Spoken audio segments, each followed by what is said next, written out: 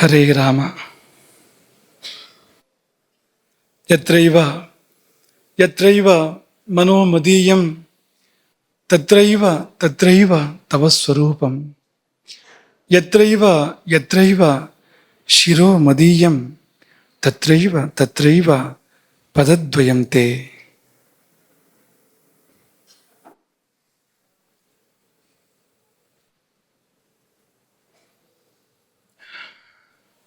ಅನ್ನಪೂರ್ಣೆ ಸದಾ ಪೂರ್ಣೆ ಶಂಕರ ಪ್ರಾಣವಲ್ಲಭೆ ಜ್ಞಾನ ವೈರಾಗ್ಯ ಸಿದ್ಧ್ಯರ್ಥಂ ಭಿಕ್ಷಾಂ ದೇಹಿ ಚ ಪಾರ್ವತಿ.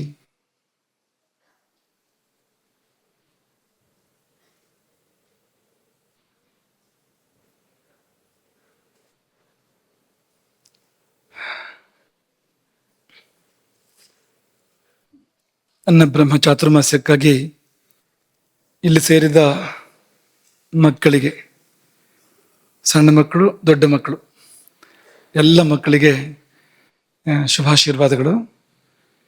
ನಿನ್ನೆ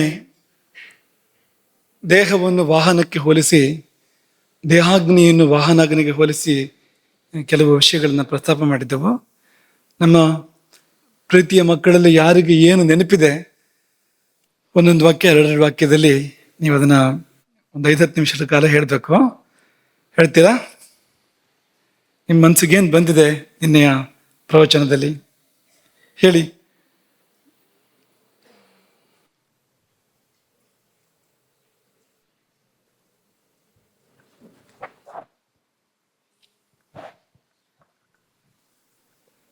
ವಾಹನಕ್ಕೆ ಪೆಟ್ರೋಲ್ ಮತ್ತೆ ಡೀಸೆಲ್ ಹೆಂಗೋ ನಮಗೆ ಆಹಾರ ಹಂಗೆ. ಹಾಗಂತ ನಾವು ಪೆಟ್ರೋಲ್ ಡೀಸೆಲ್ ಕುಡಿಬಾರ್ದು ಅಲ್ವಾ?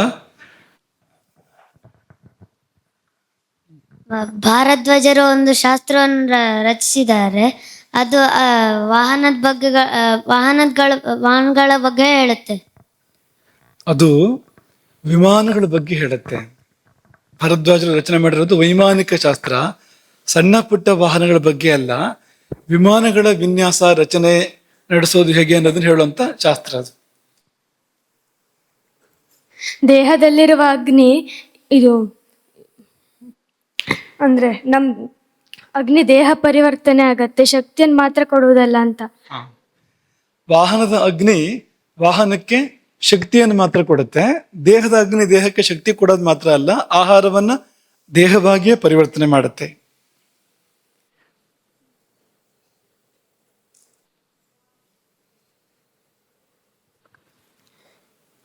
ವಾಹನಕ್ಕೆ ಇಂಧನ ಹಾಕಿದ್ರೆ ಅದು ಶಕ್ತಿ ಕೊಡುತ್ತೆ. ನಾವೇ ಆಹಾರ ತಿಂದ್ರೆ ಅದ್ ನಾವೇ ಆಗ್ತೀವಿ. ಅದೇ ಅವಳು ಹೇಳಿದ್ದ, ನೀನು ಹೇಳಿದ್ದು ಆಹಾರ ಸೇವನೆ ಮಾಡಿದ್ದು ನಾವೇ ಆಗ್ಬಿಡತ್ತೆ.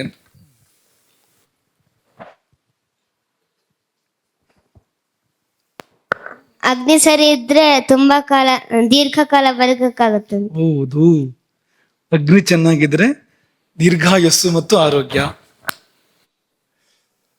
ತುಂಬಾ ಸರಿಯಾದ ವಿಷಯ. ವಾಹನದ ಮೂಲಕ ನಮ್ಗೆ ಬೇಕಾದಲ್ಲಿ ಹೋಗಕ್ಕಾಗಲ್ಲ, ಆದ್ರೆ ದೇಹದ ಮೂಲಕ ವೈಕುಂಠದ ಆಚೆಗೂ ಹೋಗಕ್ಕಾಗತ್ತೆ. ಎಲ್ಲ ಲೋಕಗಳಿಗೂ ದೇಹದ ಮೂಲಕ ಹೋಗ್ಬೋದು. ದೇಹದ ಒಳಗಿಂದಲೇ ಹೋಗ್ಬೋದು, ಸಿದ್ಧಿಗಳಿದ್ರೆ ಹೊರಗಿಂದಲೂ ಹೋಗ್ಬೋದು. ವಾಹನಕ್ಕೆ ಹೇಗೆ ನಾವು ಇಂಧನ ಹಾಕುವಾಗ ಜಾಗೃತಿ ವಹಿಸ್ತೇವೋ ಹಾಗೆ ನಾವು ಜಠರಾಗ್ನಿ ಮೇಲೆ ಜಾಗೃತಿ ವಹಿಸ್ಬೇಕು. ತುಂಬಾ ಸರಿಯಾದ ವಿಷಯ. ಇವತ್ತಿನ ಸಭೆಗೂ ನಿನ್ನೆನ ಸಭೆಗೂ ಎಲ್ಲಾ ಸಭೆಗೂ ಬೇಕಾದ ವಿಷಯ. ವಾಹನಕ್ಕೆ ಇಂಧನ ಹಾಕುವಾಗ ನಾವು ಜಾಗೃತಿ ಮಾಡ್ತೇವೆ, ಏನೇನೂ ಹಾಕೋದಿಲ್ಲ. ಪೆಟ್ರೋಲ್ ಹಾಕೋದ್ರ ಬದಲಿಗೆ ಡೀಸೆಲ್ ಹಾಕೋದಿಲ್ಲ, ಸೀಮೆಎಣ್ಣೆ ಹಾಕೋದಿಲ್ಲ, ಅಥವಾ ಎಳ್ಳೆಣ್ಣೆ, ಒಳ್ಳೆಣ್ಣೆ, ಹರಳೆಣ್ಣೆ ಹಾಕೋದಿಲ್ಲ ಅಲ್ವಾ? ಹಾಕ್ಬೇಕಾದ್ದನ್ನ ಹಾಕ್ತೇವೆ, ಪ್ರಮಾಣಬದ್ಧವಾಗಿ ಹಾಕ್ತೇವೆ. ಆದ್ರೆ ಶರೀರಕ್ಕಾಗುವಾಗ ಯಾಕೆ ಹೀಗೆ? ನಾವು ಏನೇನೋ ಹಾಕ್ತೇವೆ ಯಾಕೆ? ಆರೋಗ್ಯಕರ, ಅನಾರೋಗ್ಯಕರ ಎಲ್ಲ ಹಾಕ್ತೇವೆ ಯಾಕೆ? ವಾಹನಕ್ಕೆ ವಹಿಸಿದ ಜಾಗ್ರತೆಯನ್ನು ಶರೀರದ ಬಗ್ಗೆ ನಾವು ವಹಿಸ್ತಾ ಇಲ್ಲ, ಏನೇನೋ ತುಂಬಿಕೊಳ್ತಾ ಇದ್ದೀವಿ. ವಾಹನಾಗ್ನಿ ಹಾಳಾದ್ರೆ ಸರಿ ಮಾಡ್ಬೋದು, ಆದ್ರೆ ದೇಹಾಗ್ನಿ ಹಾಳಾದ್ರೆ ಸರಿ ಮಾಡ್ಲಿ. ಬೇರೆ ವಾಹನ ತರ್ಬೋದು ಅಲ್ವಾ? ಈಗ ಸ್ಪಾರ್ಕ್ ಪ್ಲಗ್ ಹೋಗಿದೆ ಅಂದ್ರೆ ಬೇರೆ ತಂದು ಹಾಕ್ಬೋದು ಆ ಜಾಗದಲ್ಲಿ. ಆದ್ರೆ ಇಲ್ಲಿ ಹಾಗಾಗೋದಿಲ್ಲ, ಹೋಗೇ ಬಿಡುತ್ತೆ ದೇಹ. ನಮ್ ದೇಹದಲ್ಲಿರೋ ದೇಹ ಎಂಬ ವಾಹನಕ್ಕೂ ಮನಸ್ಸಿಗೂ ಸಂಬಂಧ ಇದೆ. ವಾಹನದಲ್ಲಿ ಆ ಥರ ವಾಹನ ಅನ್ನೋದು ಕೇವಲ ಯಂತ್ರ, ಅದೊಂದು ಯಾಂತ್ರಿಕ. ನಾವು ಇಚ್ಛೆ ಪಟ್ಟಂತೆ ಅದು ವರ್ತಿಸುತ್ತೆ ಅಂತೇನಿಲ್ಲ ವಾಹನ. ಆದ್ರೆ ಇದು ಹಾಗಲ್ಲ. ದೇಹಾಗ್ನಿ ಮನಸ್ಸಿನ ಜೊತೆ ಹತ್ರ ಸಂಬಂಧ ಇಟ್ಕೊಂಡಿದೆ. ಮನಸ್ಸು ಚೆನ್ನಾಗಿದ್ರೆ ಚೆನ್ನಾಗಿ ಹಸಿವಾಗತ್ತೆ. ಮನಸ್ಸು ವಿಷಾದದಲ್ಲಿದ್ರೆ, ದುಃಖದಲ್ಲಿದ್ರೆ ಹಸಿವಾಗೋದಿಲ್ಲ. ಅಥವಾ ಯಾವುದೋ ಆನಂದದ ಭರದಲ್ಲಿದ್ರೆ ನೆನಪಾಗೋದಿಲ್ಲ, ಊಟ ಹಸಿವು ಆಗೋದಿಲ್ಲ. ಆಗಲೂ ಕೂಡ ಮನಸ್ಸಿಗೂ ತುಂಬಾ ಗಾಢ ಸಂಬಂಧ ಇದೆ ಅನ್ನೋದು ನಿಜ. ಹಿತ ಮಿತ ಮೇಧ್ಯಾಶನ, ನಾವು ಹಿತವಾಗಿ ಮತ್ತು ಮಿತವಾಗಿ ಸೇವನೆ ಆಹಾರ ಸೇವನೆ. ಮತ್ತೆ ಮೇಧ್ಯ ಅಂದ್ರೇನು? ಯಾರು ಹೇಳ್ತೀರಿ ಮೇಧ್ಯ ಅಂದ್ರೇನು? ಯಾರು ಹೇಳ್ತೀರಿ? ಯಾರಿಗಾರು ಕೊಡು ಸುಧನು.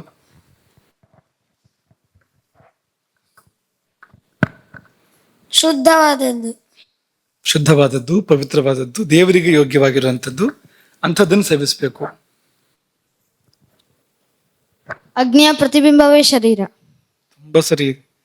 ಅಗ್ನಿ ಹೇಗಿದೆಯೋ ನಾವು ಹಾಗಿರ್ತೀವಿ. ಅಗ್ನಿ ಚೆನ್ನಾಗಿದ್ರೆ ನಾವು ಚೆನ್ನಾಗಿರ್ತೀವಿ. ಅಗ್ನಿ ಹಾಳಾದ್ರೆ ನಾವು ಹಾಳಾಗ್ತೀವಿ, ನಮ್ಮ ಆರೋಗ್ಯ ಹಾಳಾಗತ್ತೆ. ಅಗ್ನಿ ಆರಿ ಹೋದ್ರೆ ನಾವು ಸತ್ತೋಗ್ತೀವಿ.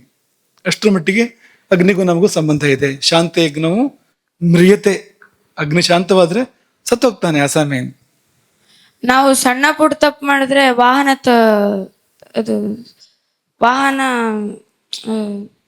ಮತ್ತೊಂದು ಸಲಿ ಅವಕಾಶ ಕೊಡಲ್ಲ. ಆದ್ರೆ ನಮ್ ದೇಹ ಅವಕಾಶ ಕೊಡೋದೊಂದೆಲ್ಲ ಸರಿನೂ ಮಾಡುತ್ತೆ. ನೀನು ಗ್ರಹಿಸಿದೆಯಾ ವಿಷಯವನ್ನ? ಸರಿಯಾಗಿ ಗ್ರಹಿಸಿದೆಯಾ? ತಪ್ಪುಗಳನ್ನ ಕ್ಷಮಿಸತ್ತೆ ದೇಹದ ಅಗ್ನಿ, ವಾಹನದ ಅಗ್ನಿ ಕ್ಷಮಿಸೋದಿಲ್ಲ. ತಪ್ಪಾದ್ರೆ ಓಡೋದಿಲ್ಲ ಅಷ್ಟೇ. ಆದ್ರೆ ಇದು ಹಾಗಲ್ಲ. ಶರೀರದಲ್ಲಿ ನಮ್ಮ ಅಗ್ನಿ ಸಣ್ಣ ಪುಟ್ಟ ತಪ್ಪುಗಳನ್ನ ಕ್ಷಮಿಸತ್ತೆ, ಸರಿ ಮಾಡ್ಕೊಂಡು ಹೋಗುತ್ತೆ. ಅದೇ ನಮ್ ದೇಹಾಗ್ನಿ ಸರಿ ಇಲ್ಲ ಅಂದ್ರೆ ನಾವು ದೇಹದ ಮೂಲಕನೇ ತಿಳ್ಕೊಬೋದು. ವರ್ಣ ಬದಲಾಗತ್ತೆ, ಆಯಸ್ ಕಮ್ಮಿ ಆಗತ್ತೆ, ಹಾಗೆ ನಮ್ಮ ಉತ್ಸಾಹ ಎಲ್ಲ ಕಮ್ಮಿ ಆಗುತ್ತೆ.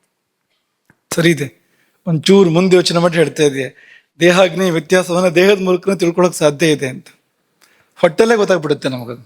ಹಸಿವಾಗಿದೆ, ಆಗಿಲ್ಲ, ಚೆನ್ನಾಗಾಗಿದೆ, ಇದರಲ್ಲೇ ಗೊತ್ತಾಗ್ಬಿಡುತ್ತೆ ನಮಗದು.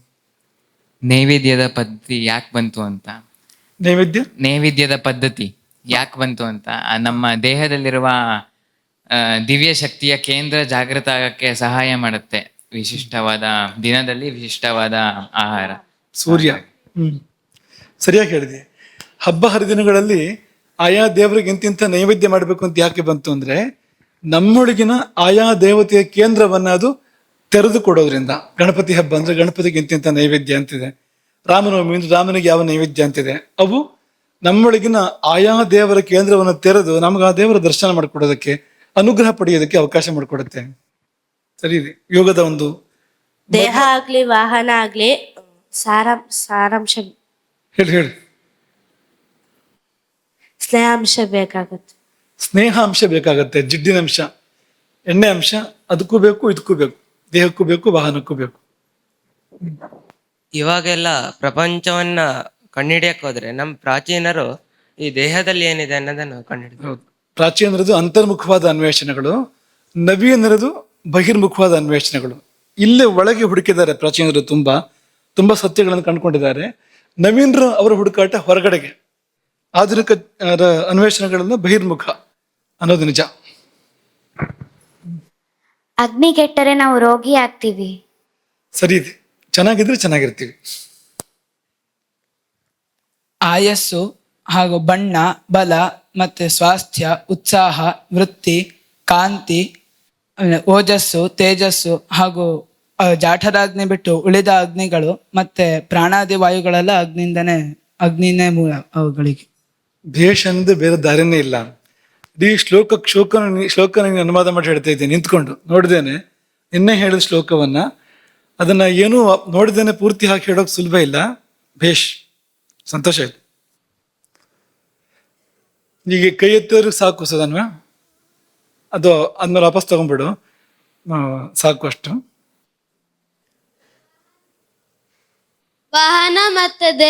ವಾಹನ ಅಗ್ನಿ ಮತ್ತು ದೇಹ ಅಗ್ನಿ ಎರಡು ಒಂದೇ, ಆದ್ರೆ ಜೀರ್ಣಕ್ರಿಯೆಗಳೆಲ್ಲ ಬೇರೆ ಬೇರೆ. ಇದು ಜೀರ್ಣ ಮಾಡುತ್ತೆ, ಅದು ಜೀರ್ಣ ಮಾಡೋದಿಲ್ಲ. ಅದು ಇದು ಇಂಧನ ಖಾಲಿ ಮಾಡುತ್ತೆ, ಮಾಡಲ್ಲ ಅಂತಿಲ್ಲ.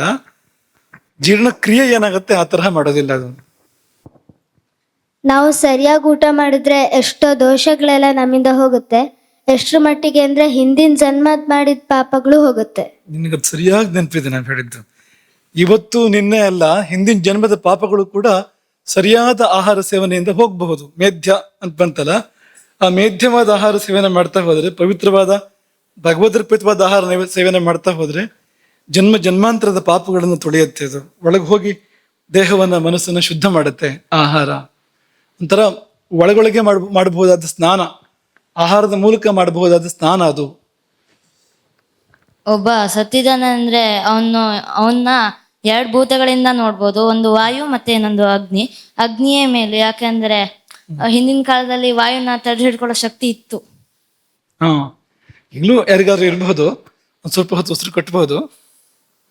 ಅಗ್ನಿ ಮತ್ತು ವಾಯು ಇದೆರಡರ ಮೂಲಕವಾಗಿ ಸಾವನ್ನು ತಿಳ್ಕೊಳ್ತಾರೆ. ಸತ್ತಿದಾನೋ ಇಲ್ವೋ ತಿಳ್ಕೊಳ್ತಾರೆ. ಮೂಗತ್ರ ಬೆರಳಿಡ್ತಾರೆ, ಉಸಿರಾಟ ಇದೆಯಲ್ಲ ನೋಡ್ತಾರೆ, ಮೈ ಬಿಸಿ ಇದೆಯಲ್ಲ ನೋಡ್ತಾರೆ. ನಾವು ಸರಿಯಾದ ಆಹಾರ ಮಾಡಿದರೆ ಅದು ನಮಗೆ ಮುಕ್ತಿಯ ಕಡೆ ಕರ್ಕೊಂಡು ಹೋಗುತ್ತದೆ. ಮುಕ್ತಿಗೆ ಕಡೆ ಕರ್ಕೊಂಡು ಹೋಗ್ತದೆ. ಸರಿ, ಹೌದು. ಆಹಾರ ಮುಕ್ತಿಗೆ ಕಾರಣ ಆಗತ್ತೆ. ಸಾಕು, ಇವತ್ತಿಷ್ಟು ಇಟ್ಕೊಳ್ಳೋಣ. ಒಂದು ನಮ್ಗೆ ಅರ್ಥ ಆಗ್ತಾ ಇರೋದು ಏನು ಅಂದ್ರೆ, ನಿಮ್ಗೆ ಎಲ್ಲ ತಲೆಗೆ ಹೋಗ್ತಾ ಇದೆ, ಪೂರ್ತಿ ಸೀದಾ ಒಳಗೆ ಎಳಿತಾ ಇದೆ ಅಂತ ಅರ್ಥ ಆಗ್ತಾ ಇದೆ. ಯಾಕೆಂದ್ರೆ ನೀವು ಬೇರೆ ಬೇರೆ ಒಂದೇ ಒಬ್ಬರೇ ಉತ್ತರ ಹೇಳ್ತಾ ಇರೋದಲ್ಲ, ಬೇರೆ ಬೇರೆ ಉತ್ತರ ಹೇಳ್ತಾ ಇರುವಂಥದ್ದು, ಬೇರೆ ಬೇರೆ ವಿಷಯಗಳನ್ನ ಹೇಳ್ತಾ ಇದ್ದೀರಿ. ಒಬ್ಬೊಬ್ಬರು ಒಂದೊಂದನ್ನು ಗ್ರಹಿಸಿದಿರಿ ಅನ್ನೋ ತುಂಬಾ ಸ್ಪಷ್ಟ, ಪ್ರವಚನ ಸಾರ್ಥಕ ಅಂತ ಅನಿಸ್ತಾ ಇದೆ. ಅದಕ್ಕೆ ಸಂಬಂಧಪಟ್ಟ ಒಂದು ವಿಷಯವನ್ನು ಹೇಳಿ ಆಮೇಲೆ ಮುಂದಕ್ಕೆ ಹೋಗ್ತೀವಿ. ನಿನ್ನೆ ವಾಹನ ಅಗ್ನಿ ಬಗ್ಗೆ ಹೇಳ್ತಾ ಇದ್ವಲ್ವಾ, ಅದ್ರ ಬಗ್ಗೆನೆ. ಈ ವಾಹನ ನಡಿಬೇಕು ಅಂದ್ರೆ ಆ ಅಗ್ನಿ ಬೇಕಲ್ವಾ, ಏನು ಒಂದು ಸ್ಪಾರ್ಕ್ ಆಗ್ಬೇಕಲ್ವಾ, ಅದು ಸ್ಪಾರ್ಕ್ ಪ್ಲಗ್ ಮೂಲಕ ಸ್ಪಾರ್ಕ್ ಆಗಬೇಕು, ಅದರಿಂದನೇ ವಾಹನ ನಡೆಯುವಂಥದ್ದು ಅಂತ ನಿನ್ನೆ ಪ್ರಸ್ತಾಪ ಮಾಡಿದ್ವಲ್ವಾ. 3 ಸಂಗತಿ ಸೇರಿದೆ ಅಲ್ಲಿ. ಇಂಧನಾಲಯದಿಂದ, ಫ್ಯೂಯಲ್ ಟ್ಯಾಂಕಿಂದ ಇಂಧನ ಬರುತ್ತೆ ಅಲ್ವಾ. ಹಾಗೆ ಏರ್ ಫಿಲ್ಟರ್ ಇಂದ, ಗಾಳಿ ಸೋಸುಕ, ಅದರಿಂದ ಗಾಳಿ ಬರುತ್ತೆ. ಅದೆರಡು ಸೇರ್ಬೇಕಲ್ಲಿ. ಅಲ್ಲಿ ಈ ಸ್ಪಾರ್ಕ್ ಪ್ಲಗ್ ಇಂದ ಏನ್ ಬರುತ್ತೆ, ಜ್ವಾಲೆ ಬರುತ್ತೆ. ಈ 3 ಏನು ಅಂದ್ರೆ ವಾತ, ಪಿತ್ತ, ಕಫ. ಅಗ್ನಿ ಏನದು, ಪಿತ್ತ. ಗಾಳಿ ಬರ್ತಾ ಇದೆಯಲ್ಲ ಏರ್ ಫಿಲ್ಟರ್ ಇಂದ, ಏನದು ಎತ್ತರ ಹೇಳ್ತಾ ಇದೆ ಅಂತ, ವಾತ ಅಂತ. ಹಾಗೆ ಇಂಧನ ಬರ್ತಾ ಇದೆಯಲ್ಲ, ದ್ರವ ರೂಪದಲ್ಲಿ ಬರ್ತಾ ಇದೆಯಲ್ಲ ಮೇಲಕ್ಕೆ, ಏನದು ದ್ರವ ರೂಪ ಎಲ್ಲ ಕಫಧಾತುವಿಂದ ಬರುವಂಥದ್ದು. ಕಫಕ್ಕೆ ಇನ್ನೊಂದು ರೂಪನೂ ಕೂಡ ಇದೆ, ಎಣ್ಣೆ. ಅಲ್ಲೇನು ಬಳಸ್ತಾರೆ, ವಾಹನದ ಎಲ್ಲ ಚಲಿಸುವ ಭಾಗಗಳಿರ್ತಾವಲ್ಲ, ಅಲ್ಲಿ ಎಣ್ಣೆ ಬಳಸಲೇಬೇಕು. ಯಾಕೆಂದ್ರೆ ಒಂದಕ್ಕೊಂದು ತಿಕ್ಕಿ ಹಾಳಾಗಬಾರ್ದು, ಅದು ತುಕ್ಕಿಡಬಾರ್ದು ಅನ್ನೋ ಕಾರಣಕ್ಕೆ ಎಣ್ಣೆ ಬಳಸಲೇಬೇಕಾಗತ್ತೆ ಅಲ್ಲಿ. ಆದ್ರೆ ಆ ಎಣ್ಣೆ ಇಲ್ಲಿ ಬಂದು ಸೇರೋದಿಲ್ಲ, ಇಲ್ಲಿ 3 ಸೇರ್ತಾ ಇದೆಯಲ್ಲ, ಬೆಂಕಿ ಬರೋ ಜಾಗದಲ್ಲೇ ಅಲ್ಲಿ ಇಂಧನ ಮತ್ತು ಗಾಳಿ ಅದು ಕೂಡ ಸೇರ್ತಾ ಇದೆಯಲ್ವಾ. ಈ 3 ನೋಡಿದಾಗ ಇದು ವಾತ, ಪಿತ್ತ, ಕಫ 3 ಹೇಳ್ತಾ ಇದೆ. ಯಾರು ಆ ವಾಹನವನ್ನ ಮೊದಲಿಗೆ ವಿನ್ಯಾಸ ಮಾಡಿದ್ರೋ ಗೊತ್ತಿಲ್ಲ, ಅವನಿಗೆ ಯಾವ ದೇವರು ಏನ್ ಪ್ರೇರಣೆ ಕೊಟ್ಟಿದ್ದಾನ ಬಿಟ್ಟಿದಾನೋ ಗೊತ್ತಿಲ್ಲ, ಅವನಿಗೆ ಗೊತ್ತಿದೆಯಲ್ಲೋ ಅಂತಲೂ ಗೊತ್ತಿಲ್ಲ ನಮ್ಗೆ. ಇದು ಇಂಥದ್ದೊಂದು ವಿಷಯ. ಆದ್ರೆ ನಾವು ಸರಿಯಾಗಿ ಗಮನಿಸಿದ್ರೆ ಅಲ್ಲಿ ವಾತ, ಪಿತ್ತ, ಕಫ 3 ಒಟ್ಟಿಗೆ ಕೆಲಸ ಮಾಡ್ತಾ ಇರೋದು ಕಾಣಿಸುತ್ತೆ ವಾಹನದಲ್ಲಿ. ಇಲ್ಲೂ ಹಾಗೇನೆ ಶರೀರದಲ್ಲಿ ವಾತ, ಪಿತ್ತ, ಕಫಗಳು ಜೊತೆಗೂಡಿ ಕೆಲಸ ಮಾಡ್ತೇವೆ. ಅದರಿಂದಾಗಿ ಶರೀರ ನಡೀತಾ ಇರುವಂಥದ್ದು. ಯಾವ್ದು ಒಂದು ಇಲ್ಲ ಅಂದ್ರೂ ಕೂಡ ಶರೀರ ಇಲ್ಲ ಅನ್ನೋದನ್ನ ಈ ವಾಹನದ ಉದಾಹರಣೆ ಪಕ್ಕಾ ನೆನಪು ಮಾಡ್ತಾ ಇದೆ ನೋಡಿ. ಇದೊಂದು ಸ್ವಾರಸ್ಯ ಅಂದ್ರೆ, ನೋಡೋಕೆ ಪರಸ್ಪರ ವಿರುದ್ಧ ಅಂತ ಅನ್ಸುತ್ತೆ. ಈಗ ಪಿತ್ತ, ಕಫ ಜಾಸ್ತಿ ಆದ್ರೆ ಪಿತ್ತ ಕಡಿಮೆ ಆಗುತ್ತೆ, ಪಿತ್ತ ಜಾಸ್ತಿ ಆದ್ರೆ ಕಫ ಕಡಿಮೆ ಆಗುತ್ತೆ, ಒಂದೊಂದೊಂದು ಬಾಧಿಸುತ್ತೆ ಅಂತೆಲ್ಲ ನಾವು ಮಾತಾಡ್ಕೊಡ್ತೀವಿ. ಆದ್ರೆ ಸೂಕ್ಷ್ಮವಾಗಿ ಗಮನಿಸಿದ್ರೆ ಒಂದಕ್ಕೊಂದು ಸಹಕಾರ ಕೊಡ್ತಾ ಇರುತ್ತೆ ಇದು ಅಂತ. ಇಲ್ಲೇ ನಾವು ಉದಾಹರಣೆ ಕೊಡೋದಾದ್ರೆ, ಈಗ ಪಿತ್ತಕ್ಕೆ ವಾತ ಕಫಗಳ ಸಹಯೋಗ ಅಂತ ಹೇಳ್ಬೋದು ನಾವು. ಹೇಗೆ ಅಂದ್ರೆ, ಈ ಅಗ್ನಿ ಉರಿಬೇಕು ಅಂತಂದ್ರೆ, ವಾಹನದಲ್ಲಿ ಆ ಜ್ವಾಲೆ ಬರಬೇಕು, ಅಗ್ನಿ ಉರಿಬೇಕು ಅಂತಂದ್ರೆ ಅದಕ್ಕೆ ಸಹಕಾರ ಗಾಳಿದು ಬೇಕು, ಅದೇನದು ವಾತ. ಇಂಧನ ಬೇಕು, ಅದೇನದು ಕಫ ಅಂತ ಅಲ್ವಾ. ಈ ಅಗ್ನಿ ಉರಿಯೋದಕ್ಕೆ, ಒಂದು ಪಿತ್ತ ಕೆಲಸ ಮಾಡೋದಕ್ಕೆ ಇದೆರಡು ಸಹಕಾರ ಕೊಡ್ತಾ ಇದ್ದಾವೆ ನೋಡಿ. ವಾತ ಮತ್ತು ಕಫ 2 ಸಹಕಾರ ಕೊಡ್ತಾ ಇದ್ದಾವೆ. ಹಾಗೆ ಶರೀರದಲ್ಲಿ ಕೂಡ ಇಂಧನ ಗಾಳಿಗಳು ಸೇರಿ ಅಗ್ನಿಯನ್ನು ಹೇಗೆ ಉರಿಸುತ್ತವೆ ಎಲ್ಲಿ ವಾಹನದಲ್ಲಿ, ಹಾಗೆ ಶರೀರದಲ್ಲಿ ಕೂಡ ಈ ಶರೀರವನ್ನು ನಡೆಸುವ ಅಗ್ನಿಯು ಪ್ರಜ್ವಲಿಸಲು ಕಫ ಬೇಕು, ಅಂದ್ರೆ ಆಹಾರ ಬೇಕು. ಆಹಾರವನ್ನು ಕಫ ಅಂತಲೇ ಕರಿಬೋದು. ಯಾಕೆಂದ್ರೆ ತಗೊಂಡ ತಕ್ಷಣ ಕಫ ವೃದ್ಧಿ ಆಗತ್ತೆ. ಆಹಾರ ತಗೊಂಡ ತಕ್ಷಣ ಆಗೋದೇನು, ಕಫ ವೃದ್ಧಿ. ಹಿಂದಕ್ಕೆ ಪಿತ್ತ ಇರುತ್ತೆ, ತಗೊಳ್ಳೋಕ್ಕಿಂತ ಮುಂಚೆ ತಗೊಳ್ಳೋ ಸಮಯ ಆಗಿದ್ರೆ, ಹೊಟ್ಟೆ ಹಸಿವಾಗಿದ್ರೆ ಪಿತ್ತ ವೃದ್ಧಿ ಇರುತ್ತೆ. ಪಿತ್ತ ವೃದ್ಧಿ ಇದ್ದಾಗ ಆಹಾರ ತಗೋಬೇಕು ನಾವು. ತಗೊಂಡಾಗ ಪಿತ್ತ ಶಾಂತ ಆಗೋದಂದ್ರೇನು? ಹಸಿವಾರತ್ತೆ. ಪಿತ್ತ ಹಸಿವು ಅದರದ್ದೇ ಮರಿ ಇದು. ಹಾಗಾಗಿ ಹಸಿವಾರತ್ತೆ ಅಂದ್ರೆ ಏನು? ಪಿತ್ತ ಶಾಂತ ಆಗತ್ತೆ ಅಂತ. ತೃಪ್ತಿ ಬಂತು ಅಂದ್ರೆ ಏನು? ಕಫ ವೃದ್ಧಿ ಆಯಿತು. ತೃಪ್ತಿ ಕಫದಿಂದ. ಹಾಗಾಗಿ ತಂಪು ಒಂಥರ ತಂಪಾಗತ್ತಲ್ವಾ? ಅದೇ ಹಸಿವಾದಾಗ ಉರಿತಾ ಇರುತ್ತೆ, ಅದು ಅಗ್ನಿ, ಅದು ಪಿತ್ತ. ಅದು ಹೊಟ್ಟೆಗೆ ಆಹಾರ ತಗೊಂಡಾಗ ತಂಪಾಗತ್ತೆ, ತೃಪ್ತಿ ಆಗತ್ತೆ ನೋಡಿ, ಅದು ಕಫ. ಅದು ನೀವು ಆಹಾರ ತಗೊಳ್ಳದೆ ಹಾಗೆ ಬಿಟ್ರೆ ಎಷ್ಟೋ ಸಮಯ ವಾತ ಕೆಲಸ ಮಾಡೋಕೆ ಶುರು ಮಾಡುತ್ತೆ, ವಾತ ರೋಗಗಳೆಲ್ಲ ಬರೋಕ್ಕೆ ಶುರು ಮಾಡುತ್ತೆ. ಆಹಾರ ಕೊರತೆ ಆಗ್ತಾ ಬಂದ್ರೆ ಬರೋದೆಲ್ಲ ವಾತ ರೋಗಗಳು, ಅಂತ ವಾತದಿಂದ ಬರ್ತಕ್ಕಂಥ ರೋಗಗಳು. ಅಥವಾ ಹೊಟ್ಟೆ ಖಾಲಿ ಆದ ಮೇಲೆ ವಾತ ಕೆಲಸ ಮಾಡೋಕೆ ಶುರು ಮಾಡುತ್ತೆ. ಹೀಗೆ ಶರೀರ ನಡೆಸ್ತಕ್ಕಂಥ ಅಗ್ನಿ ಪ್ರಜ್ವಲಿಸ್ಬೇಕು ಅಂದ್ರೆ ಅಲ್ಲೂ ಇಂಧನ ಬೇಕು. ಅದೇನಂದ್ರೆ ಆಹಾರ, ಅದು ಕಫರೂಪ ಅಂತ ಅನ್ಬೋದು ನಾವು. ಪ್ರಾಣಶಕ್ತಿಗಳು ಕೂಡ ಬೇಕು. ಪ್ರಾಣಶಕ್ತಿಗಳು ಆ ಜಠರಾಗ್ನಿಯನ್ನು ಉರಿಸುತ್ತವೆ, ಪ್ರಜ್ವಲಿಸೋದಕ್ಕೆ ಸಹಾಯ ಮಾಡ್ತವೆ. ಹಿಂದೆ ಬಂದಿತ್ತಲ್ವಾ, ಪ್ರಾಣ, ಅಪಾನ ಮತ್ತು ಸಮಾನ, ಈ 3 ವಾಯುಗಳು ಅಗ್ನಿಯನ್ನು ನೋಡ್ಕೊಳ್ತವೆ. ಹೇಗೆ ಅಂದ್ರೆ ಮುಖ್ಯವಾಗಿ ಪ್ರಾಣಾಪಾನಗಳು ಅಗ್ನಿಯನ್ನ ಪ್ರಜ್ವಲಿತ ಮಾಡ್ತವೆ. ಯಾಕೆಂದ್ರೆ ಒಂದು ಮೇಲ್ಮುಖ, ಒಂದು ಕೆಳಮುಖ. ಪ್ರಾಣಾಪಾನ ಅಂದ್ರೆ ಒಂದು ಹೀಗೆ, ಒಂದು ಹೀಗೆ, ಅದು ಎರಡು ಸೇರಿ ಗಾಳಿ ಬೀಸಿದ ಹಾಗೆ ಆ ಥರ ಮಾಡಿ ಅಗ್ನಿಯನ್ನ ಜಾಗೃತಗೊಳಿಸ್ತೇವೆ. ಸಮಾನ ಅದನ್ನ ಪಾಲನೆ ಮಾಡುತ್ತೆ, ನೋಡ್ಕೊಡುತ್ತೆ ಅದನ್ನ. ಸಮಾನ ವಾಯುವಿನ ಪಾತ್ರ ತುಂಬಾ ದೊಡ್ಡದಿದೆ. ಅಗ್ನಿ ಆಗ್ಬೇಕು ಅಂದ್ರೆ, ಅಗ್ನಿ ಸರಿಯಾಗಿರ್ಬೇಕು ಅಂದ್ರೆ ಈ ಪ್ರಾಣ ಸರಿಯಾಗಿ ಕೆಲಸ ಮಾಡಬೇಕು. ಸಮಾನ ಅನ್ನೋ ಪ್ರಾಣ ಸರಿಯಾಗಿ ಕೆಲಸ ಮಾಡ್ತಾ ಇದ್ರೆ ನಮ್ಮ ಅಗ್ನಿ ಚೆನ್ನಾಗಿರುತ್ತೆ. ನಾವು ವಿಷಮಾಗ್ನಿ, ತೀವ್ರಾಗ್ನಿ, ಮಂದಾಗ್ನಿ ಇದೆಲ್ಲ ಆಗೋದಿಲ್ಲ. ಹಸಿವು ಸರಿ ಇರುತ್ತೆ, ಅಗ್ನಿ ಸರಿ ಇರುತ್ತೆ.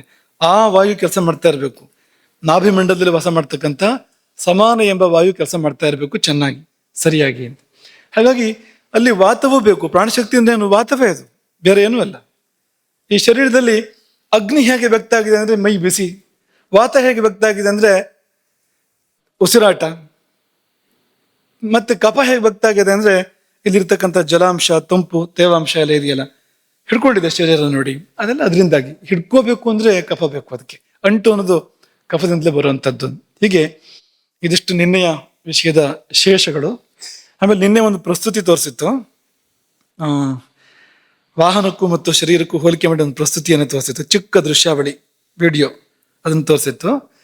ಅದು ಆಮೇಲೆ ನಮ್ಮ ಗಮನಕ್ಕೆ ಬಂತು, ಅದು ಮಠದ್ದೇ, ಮಠದಿಂದಲೇ ಮಾಡಿರೋಂಥದ್ದು. ಯಾರೋ ಮೊದಲೇ ಮಾಡಿದಾರೆ ಅಂತ ಅನ್ಕೊಂಡಿದ್ವು.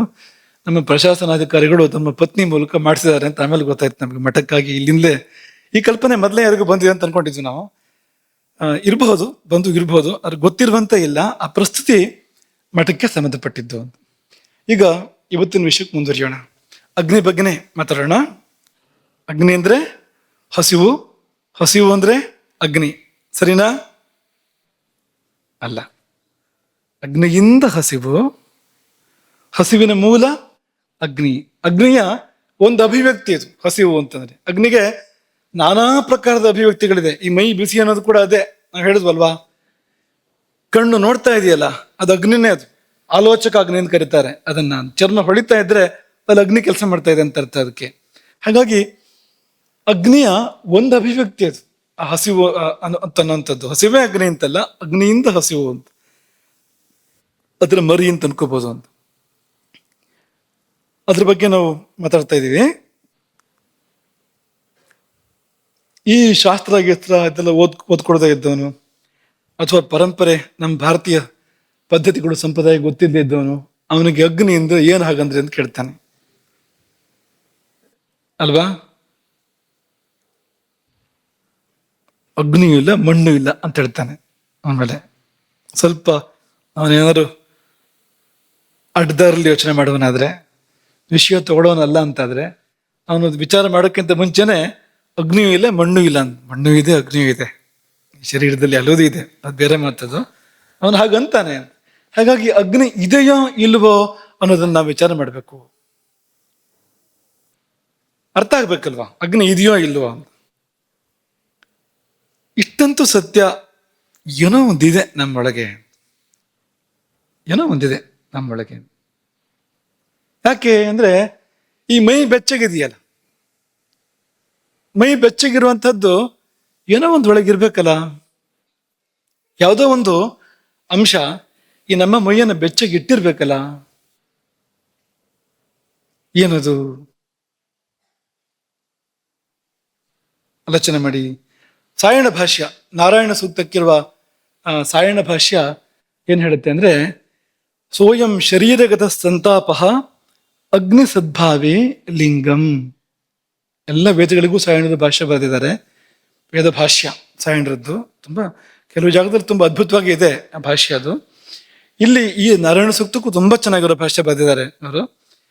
ಇಲ್ಲಿ ಅವ್ರು ಏನ್ ಹೇಳ್ತಾರೆ ಅಂದ್ರೆ, ಸೋಯಂ ಶರೀರಗತ ಸಂತಾಪ ಅಗ್ನಿ ಸದ್ಭಾವೇ ಲಿಂಗಂ. ಮೈ ಬೆಚ್ಚಗಿರೋದಿದೆಯಲ್ಲ, ಮೈ ಬಿಸಿ ಅನ್ನೋದಿದೆಯಲ್ಲ, ಅಗ್ನಿ ಇರುವುದಕ್ಕೆ ಇದು ಕುರುಹು, ಇದು ಸಾಕ್ಷಿ.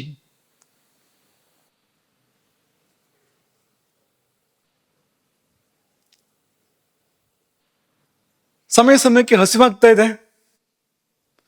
ಮಧ್ಯಾಹ್ನ ಸಾಯಂಕಾಲ ಮಧ್ಯೆ ಮಧ್ಯೆ ಹಸಿವಾಗ್ತಾ ಇದೆ. ಮಧ್ಯೆ ಹಸಿವಾಗ್ತಾ ಇದೆಯಾ? ಹಸಿವಾಗ್ತಾ ಇಲ್ಲ, ಒಳಗೆ ಹೋಗ್ತಾ ಇದೆ ಅಂತಷ್ಟೇ. ಯಾವಾಗಲೂ ಹಸಿವಾಗಿ ನಾವು ತಿಂತೀವಿ ಅಂತ ನಿಲ್ಲಲ್ಲ. ಆ ಕಾಲ ಬದಲಾಯಿತು.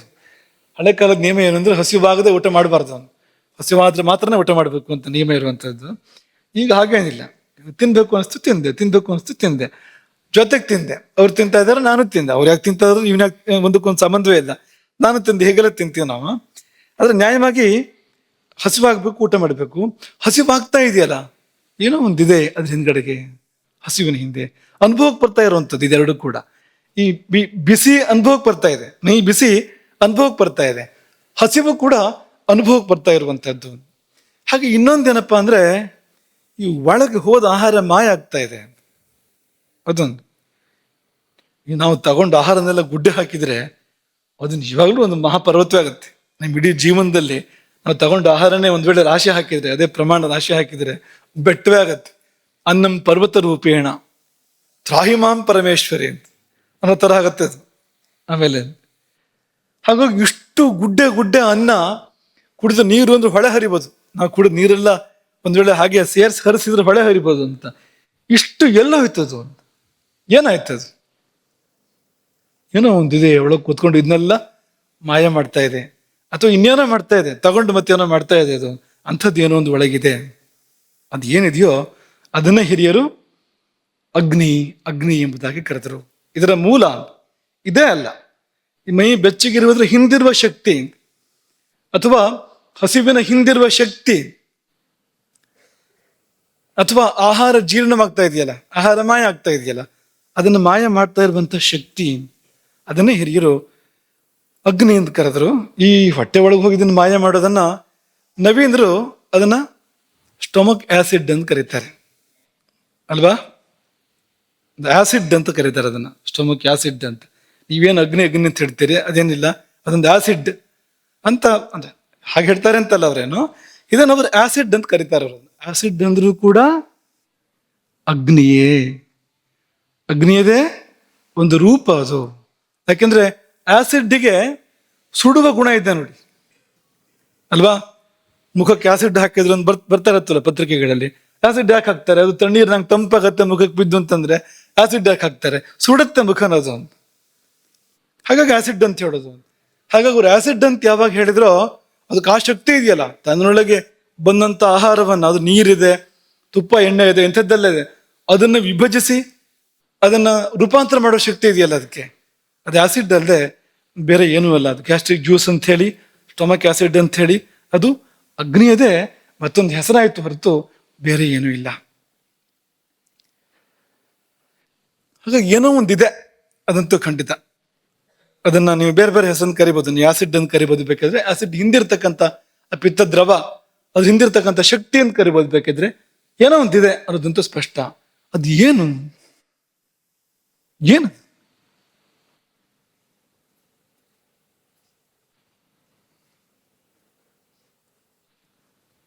ದೇವರು ಅಂತ ಕರಿಬೋದ, ಅದನ್ನ ದೇವತೆ ಅಂತ ಕರಿಬೋದ, ಅಥವಾ ಆಸಿಡ್ ಅಂದ್ರೆ ಸಾಕ, ಪಿತ್ತ ದ್ರವ ಅಂದ್ರೆ ಸಾಕ, ಏನಿರ್ಬೋದು ಅದು? ಅಂದ್ರೆ ನಮ್ಗೇನು ಅದು ದೇವರು ಅಂತ ಅನಿಸ್ತಾ ಇದೆ. ಯಾಕೆ ದೇವರು ಅಂತ ಅನಿಸ್ತಾ ಇದೆ ಅಂದ್ರೆ, ಎಲ್ಲಿಂದ ಶಕ್ತಿ ಬರುತ್ತೋ ನಮ್ಗೆ ಅದು ದೇವರು, ಶಕ್ತಿಯ ಮೂಲ. ಭಗವಂತ ಶಕ್ತಿ ಕೊಡು ಅಂತ ಪ್ರಾರ್ಥನೆ ಮಾಡ್ತೀವಲ್ಲ, ಇದು ಕೊಡ್ತಾ ಇದೆಯಲ್ಲ. ಇದನ್ನ ಬಿಟ್ಟು ಮತ್ಯಾವುದೋ ಶಕ್ತಿ ಕೊಡೋ ತರ ಕಾಣ್ತಾ ಇಲ್ಲ ನಮ್ಗೇನು. ಈ ನಿಜವಾದ ಶಕ್ತಿ, ನಮ್ಮ ಜೀವನ ನಡೆಯೋಕ್ ಬೇಕಾಗಿರ್ತಕ್ಕಂಥ ಇಲ್ಲೇ ಇರುವ ಶಕ್ತಿ ಇದೆಯಲ್ಲ, ಈ ಶಕ್ತಿಯನ್ನ ಹಣಕಾಸು ಕೊಡ್ಬೋದು, ಬೇರೆ ಯಾರಾದ್ರೂ ಅಧಿಕಾರ ಕೊಡ್ಬೋದು, ಅದೆಲ್ಲ ಬೇರೆ ಬೇರೆ ತರ ಶಕ್ತಿಗಳು. ಆದ್ರೆ ಇದಿದ್ರೆ ಅದೆಲ್ಲ, ಈ ದೇಹದೊಳಗಿರ್ತಕ್ಕಂಥ ಶಕ್ತಿ ಇದೆಯಲ್ಲ, ಅಥವಾ ಮನಸ್ಸಿಗಾರು ಶಕ್ತಿ ಬೇಕು. ಅದನ್ನು ಕೊಡ್ತಾ ಇರೋದ್ರಿಂದ ಆ ಶಕ್ತಿ ಕೊಡ್ಬೇಕಾದ್ರೆ ಅದು ದೇವರು. ಯಾಕೆಂದ್ರೆ ಶಕ್ತಿ ಇದೆ ಅಂದ್ರೆ ನಮ್ಮ ಸಂಸ್ಕೃತಿಯ ದೃಷ್ಟಿಯಿಂದ ಅದ್ರ ಹಿಂದೆ ಶಿವ ಇರಲೇಬೇಕು. ಶಿವಶಕ್ತ್ಯಾಯುಕ್ತೋ ಯದಿ ಭವತಿ ಶಕ್ತ ಪ್ರಭವಿತು. ಶಕ್ತ ಶಿವ ಸರ್ವಶಕ್ತ ಅಂತ ಹೇಗೆ ಅನ್ಸ್ಕೊಂಡ ಅಂದ್ರೆ ಈ ಶಕ್ತಿಯ ಕಾರಣಕ್ಕೆ ಇಬ್ರು ಒಟ್ಟಿಗಿರೋದು, ಶಕ್ತಿ ಮತ್ತು ಶಿವ ಒಟ್ಟಿಗಿರೋದು. ಹಾಗಾಗಿ ಶಕ್ತಿ ಕೊಡೋದು ನೋಡಿದಾಗ ದೇವರು ಅಂತ ಅನಿಸ್ತಾ ಇದೆ ಯಾಕೋ.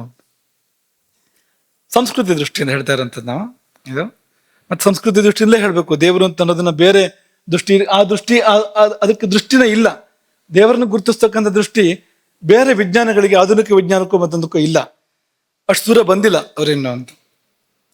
ಇನ್ನೊಂದು ಯುಕ್ತಿ, ಅನ್ನಂ ಬ್ರಹ್ಮ ಅಂತ ಕರೀತಾರಲ್ವಾ, ಅನ್ನವೇ ಅನ್ನಪೂರ್ಣೇಶ್ವರಿ, ಸಾಕ್ಷಾತ್ ಪರಬ್ರಹ್ಮ ಅಂತ.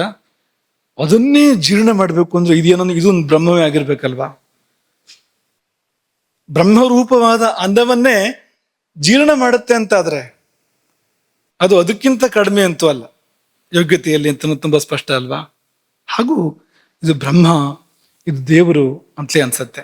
ಬೇಡ, ಇನ್ನೊಂದು ಯುಕ್ತಿ ನೋಡೋಣ. ಈ ಬ್ರಹ್ಮಾಂಡವನ್ನ ಚಾಲನೆಗೊಳಿಸುವ ಶಕ್ತಿ ಯಾವುದದು? ದೇವರು ಅಲ್ವಾ. ದೇವರು ಯಾವುದು? ಬ್ರಹ್ಮಾಂಡವನ್ನ ಚಾಲನೆಗೊಳಿಸುವ ಮಹಾಶಕ್ತಿ. ಹಾಗೆ ಪಿಂಡಾಂಡವನ್ನ ಚಾಲನೆಗೊಳಿಸುವ ಮಹಾಶಕ್ತಿ ಒಂದಿದ್ರೆ ಅದನ್ನು ಅದೊಂದಲೇ ಕರಿಬೇಕು ನಾವು. ಪಿಂಡಾಂಡವೇ ಬ್ರಹ್ಮಾಂಡ, ಬ್ರಹ್ಮಾಂಡವೇ ಪಿಂಡಾಂಡ.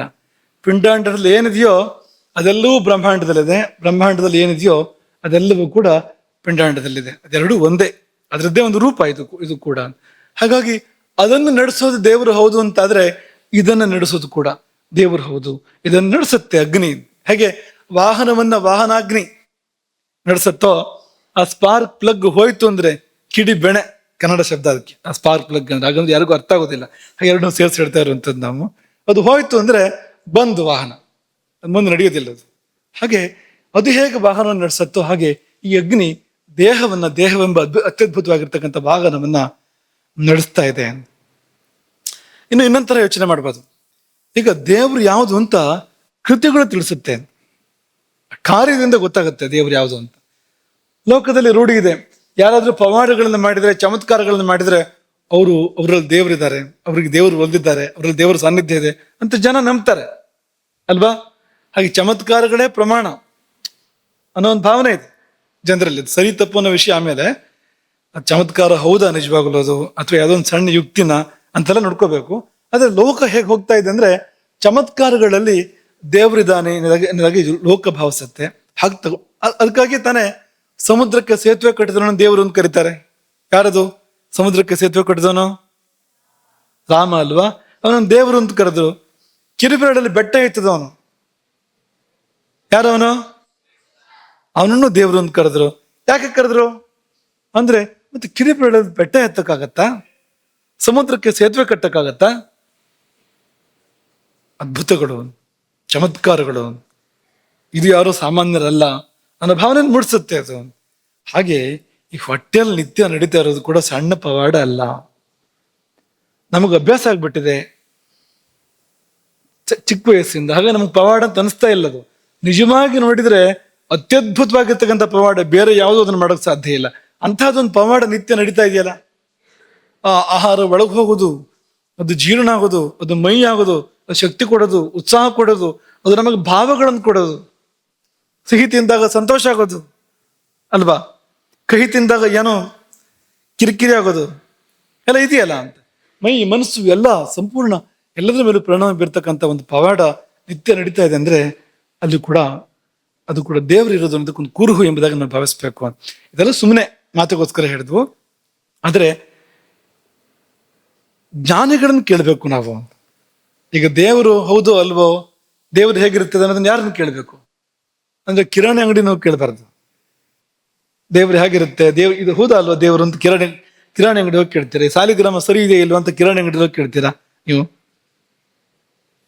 ಎಲ್ಲಿ ಹೋಗಿ ಕೇಳ್ತೀರಾ ಇದನ್ನ? ಯಾರದನ್ನ ಬಲ್ಲವರು ಅಲ್ಲೋಗಿ ಕೇಳ್ತಿರ್ತಾನೆ ಅಲ್ವಾ? ಈ ರೋಗ ಯಾವುದು ಅಂತ ಯಾರನ್ನ ಕೇಳ್ತೀರಿ?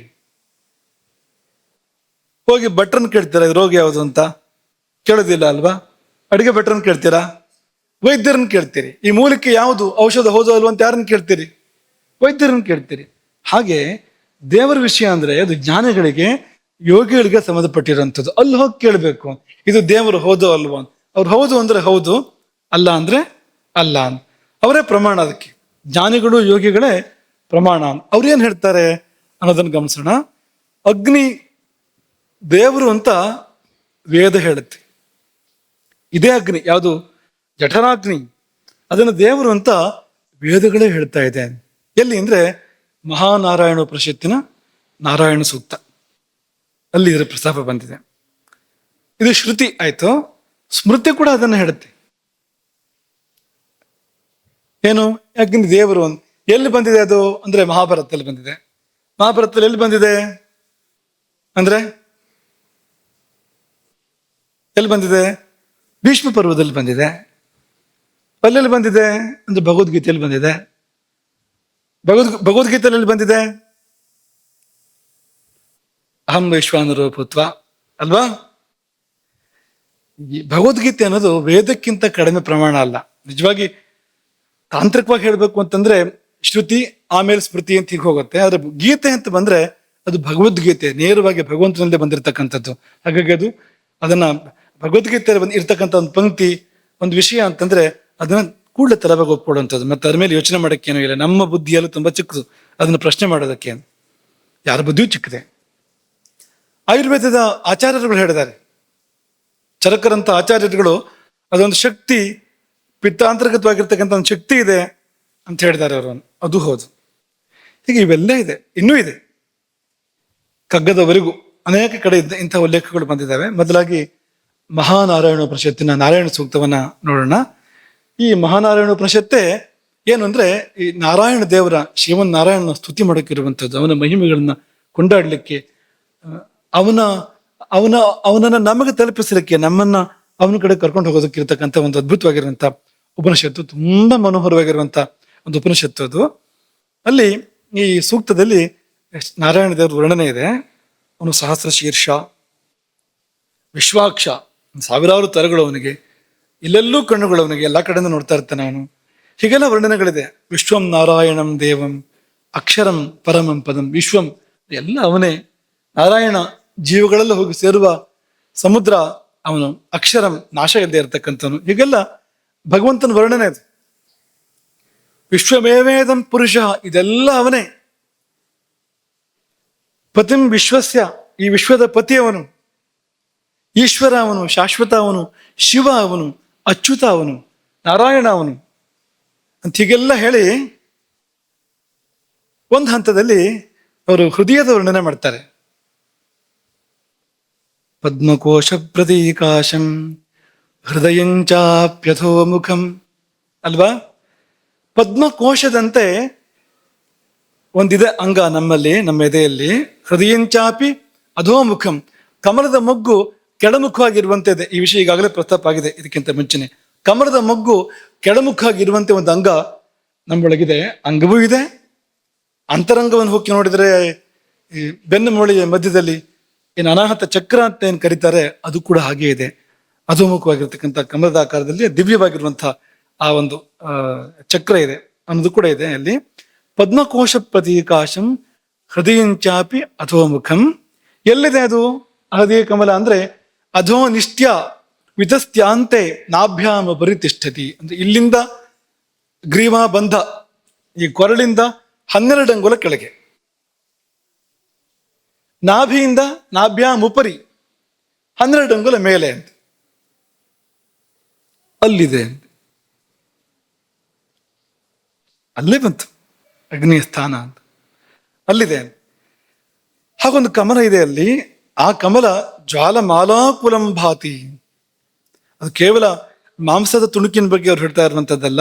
ಒಳಹೊಕ್ಕು ನೋಡಿದಾಗ, ಅನಾಹತ ಪದ್ಮವನ್ನ ಅವಲೋಕನ ಮಾಡಿದಾಗ, ಜ್ವಾಲಮಾಲಾಕುಲಂ, ಅದು ಜ್ವಾಲಾಮಾಲೆಗಳಿಂದ ವ್ಯಾಪ್ತವಾಗಿದೆ, ತೇಜೋಮಯವಾಗಿದೆ. ಅದು ವಿಶ್ವಸ್ಯಾಯತನಂ ಮಹತು, ಇಡೀ ವಿಶ್ವವೇ ಅಲ್ಲಿ ನೆಲೆಸಿದೆ. ಸಾಯಂದ್ರ ಏನ್ ಹೇಳ್ತಾರೆ ಅಂದ್ರೆ, ಇಲ್ಲಿ ಹೋದ್ರೆ ವಿಶ್ವವನ್ನೆಲ್ಲ ನೋಡಬಹುದು. ಆ ಕಮಲವನ್ನು ಹೊಕ್ಕರೆ ಅದರೊಳಗಿನಿಂದ ಇಡೀ ಜಗತ್ತನ್ನ ನೋಡಬಹುದಾದ್ರಿಂದ ವಿಶ್ವಸ್ಯಾಯತನಂ ಎಂಬುದಾಗಿ ಅವರು ವಿವರಿಸಿರ್ತಕ್ಕಂಥದ್ದು. ಇಡೀ ವಿಶ್ವವು ಕೂಡ ಅಲ್ಲಿ ನೆಲೆಗೊಂಡಿದೆ ಅಂತ ಹೇಳ್ಬೋದು, ಏನ್ ತೊಂದರೆ ಇಲ್ಲ. ಸಂತತಗುಂ ಶಿಲಾಭಿಸ್ತು, ಶಿಲಾ ಅಂದ್ರೆ ಸಿರಾ ಅಂತ ಸಂಸ್ಕೃತ, ಶಿಲಾ ಅಂತ ಅದು ವೈದಿಕ ಭಾಷೆ. ಅದು ಅಕ್ಷರಗಳು ಹತ್ರ ಇದೆ, ಶ ಸ ಲ ರ ಹತ್ರ ಇದೆ. ಸಿರಾ ಅಂದ್ರೆ ನಾಡಿಗಳು. ಈ ನಾಡಿಗಳಿಂದ ಅದು ಸಂತತ ನೇಲ್ಪಟ್ಟಿದೆ. ಅದು ಶತಂಚೈಕಾಚ ಹೃದಯಸ್ಯ ನಾಡ್ಯ. ಹಾಗೆ ಈ ನಾಡಿಗಳೆಲ್ಲ ಅದಕ್ಕೆ ಬಂದು ಹೊಂದಿಕೊಂಡಿವೆ, ಆ ಕೋಶ, ಆ ಪದ್ಮಕೋಶಕ್ಕೆ.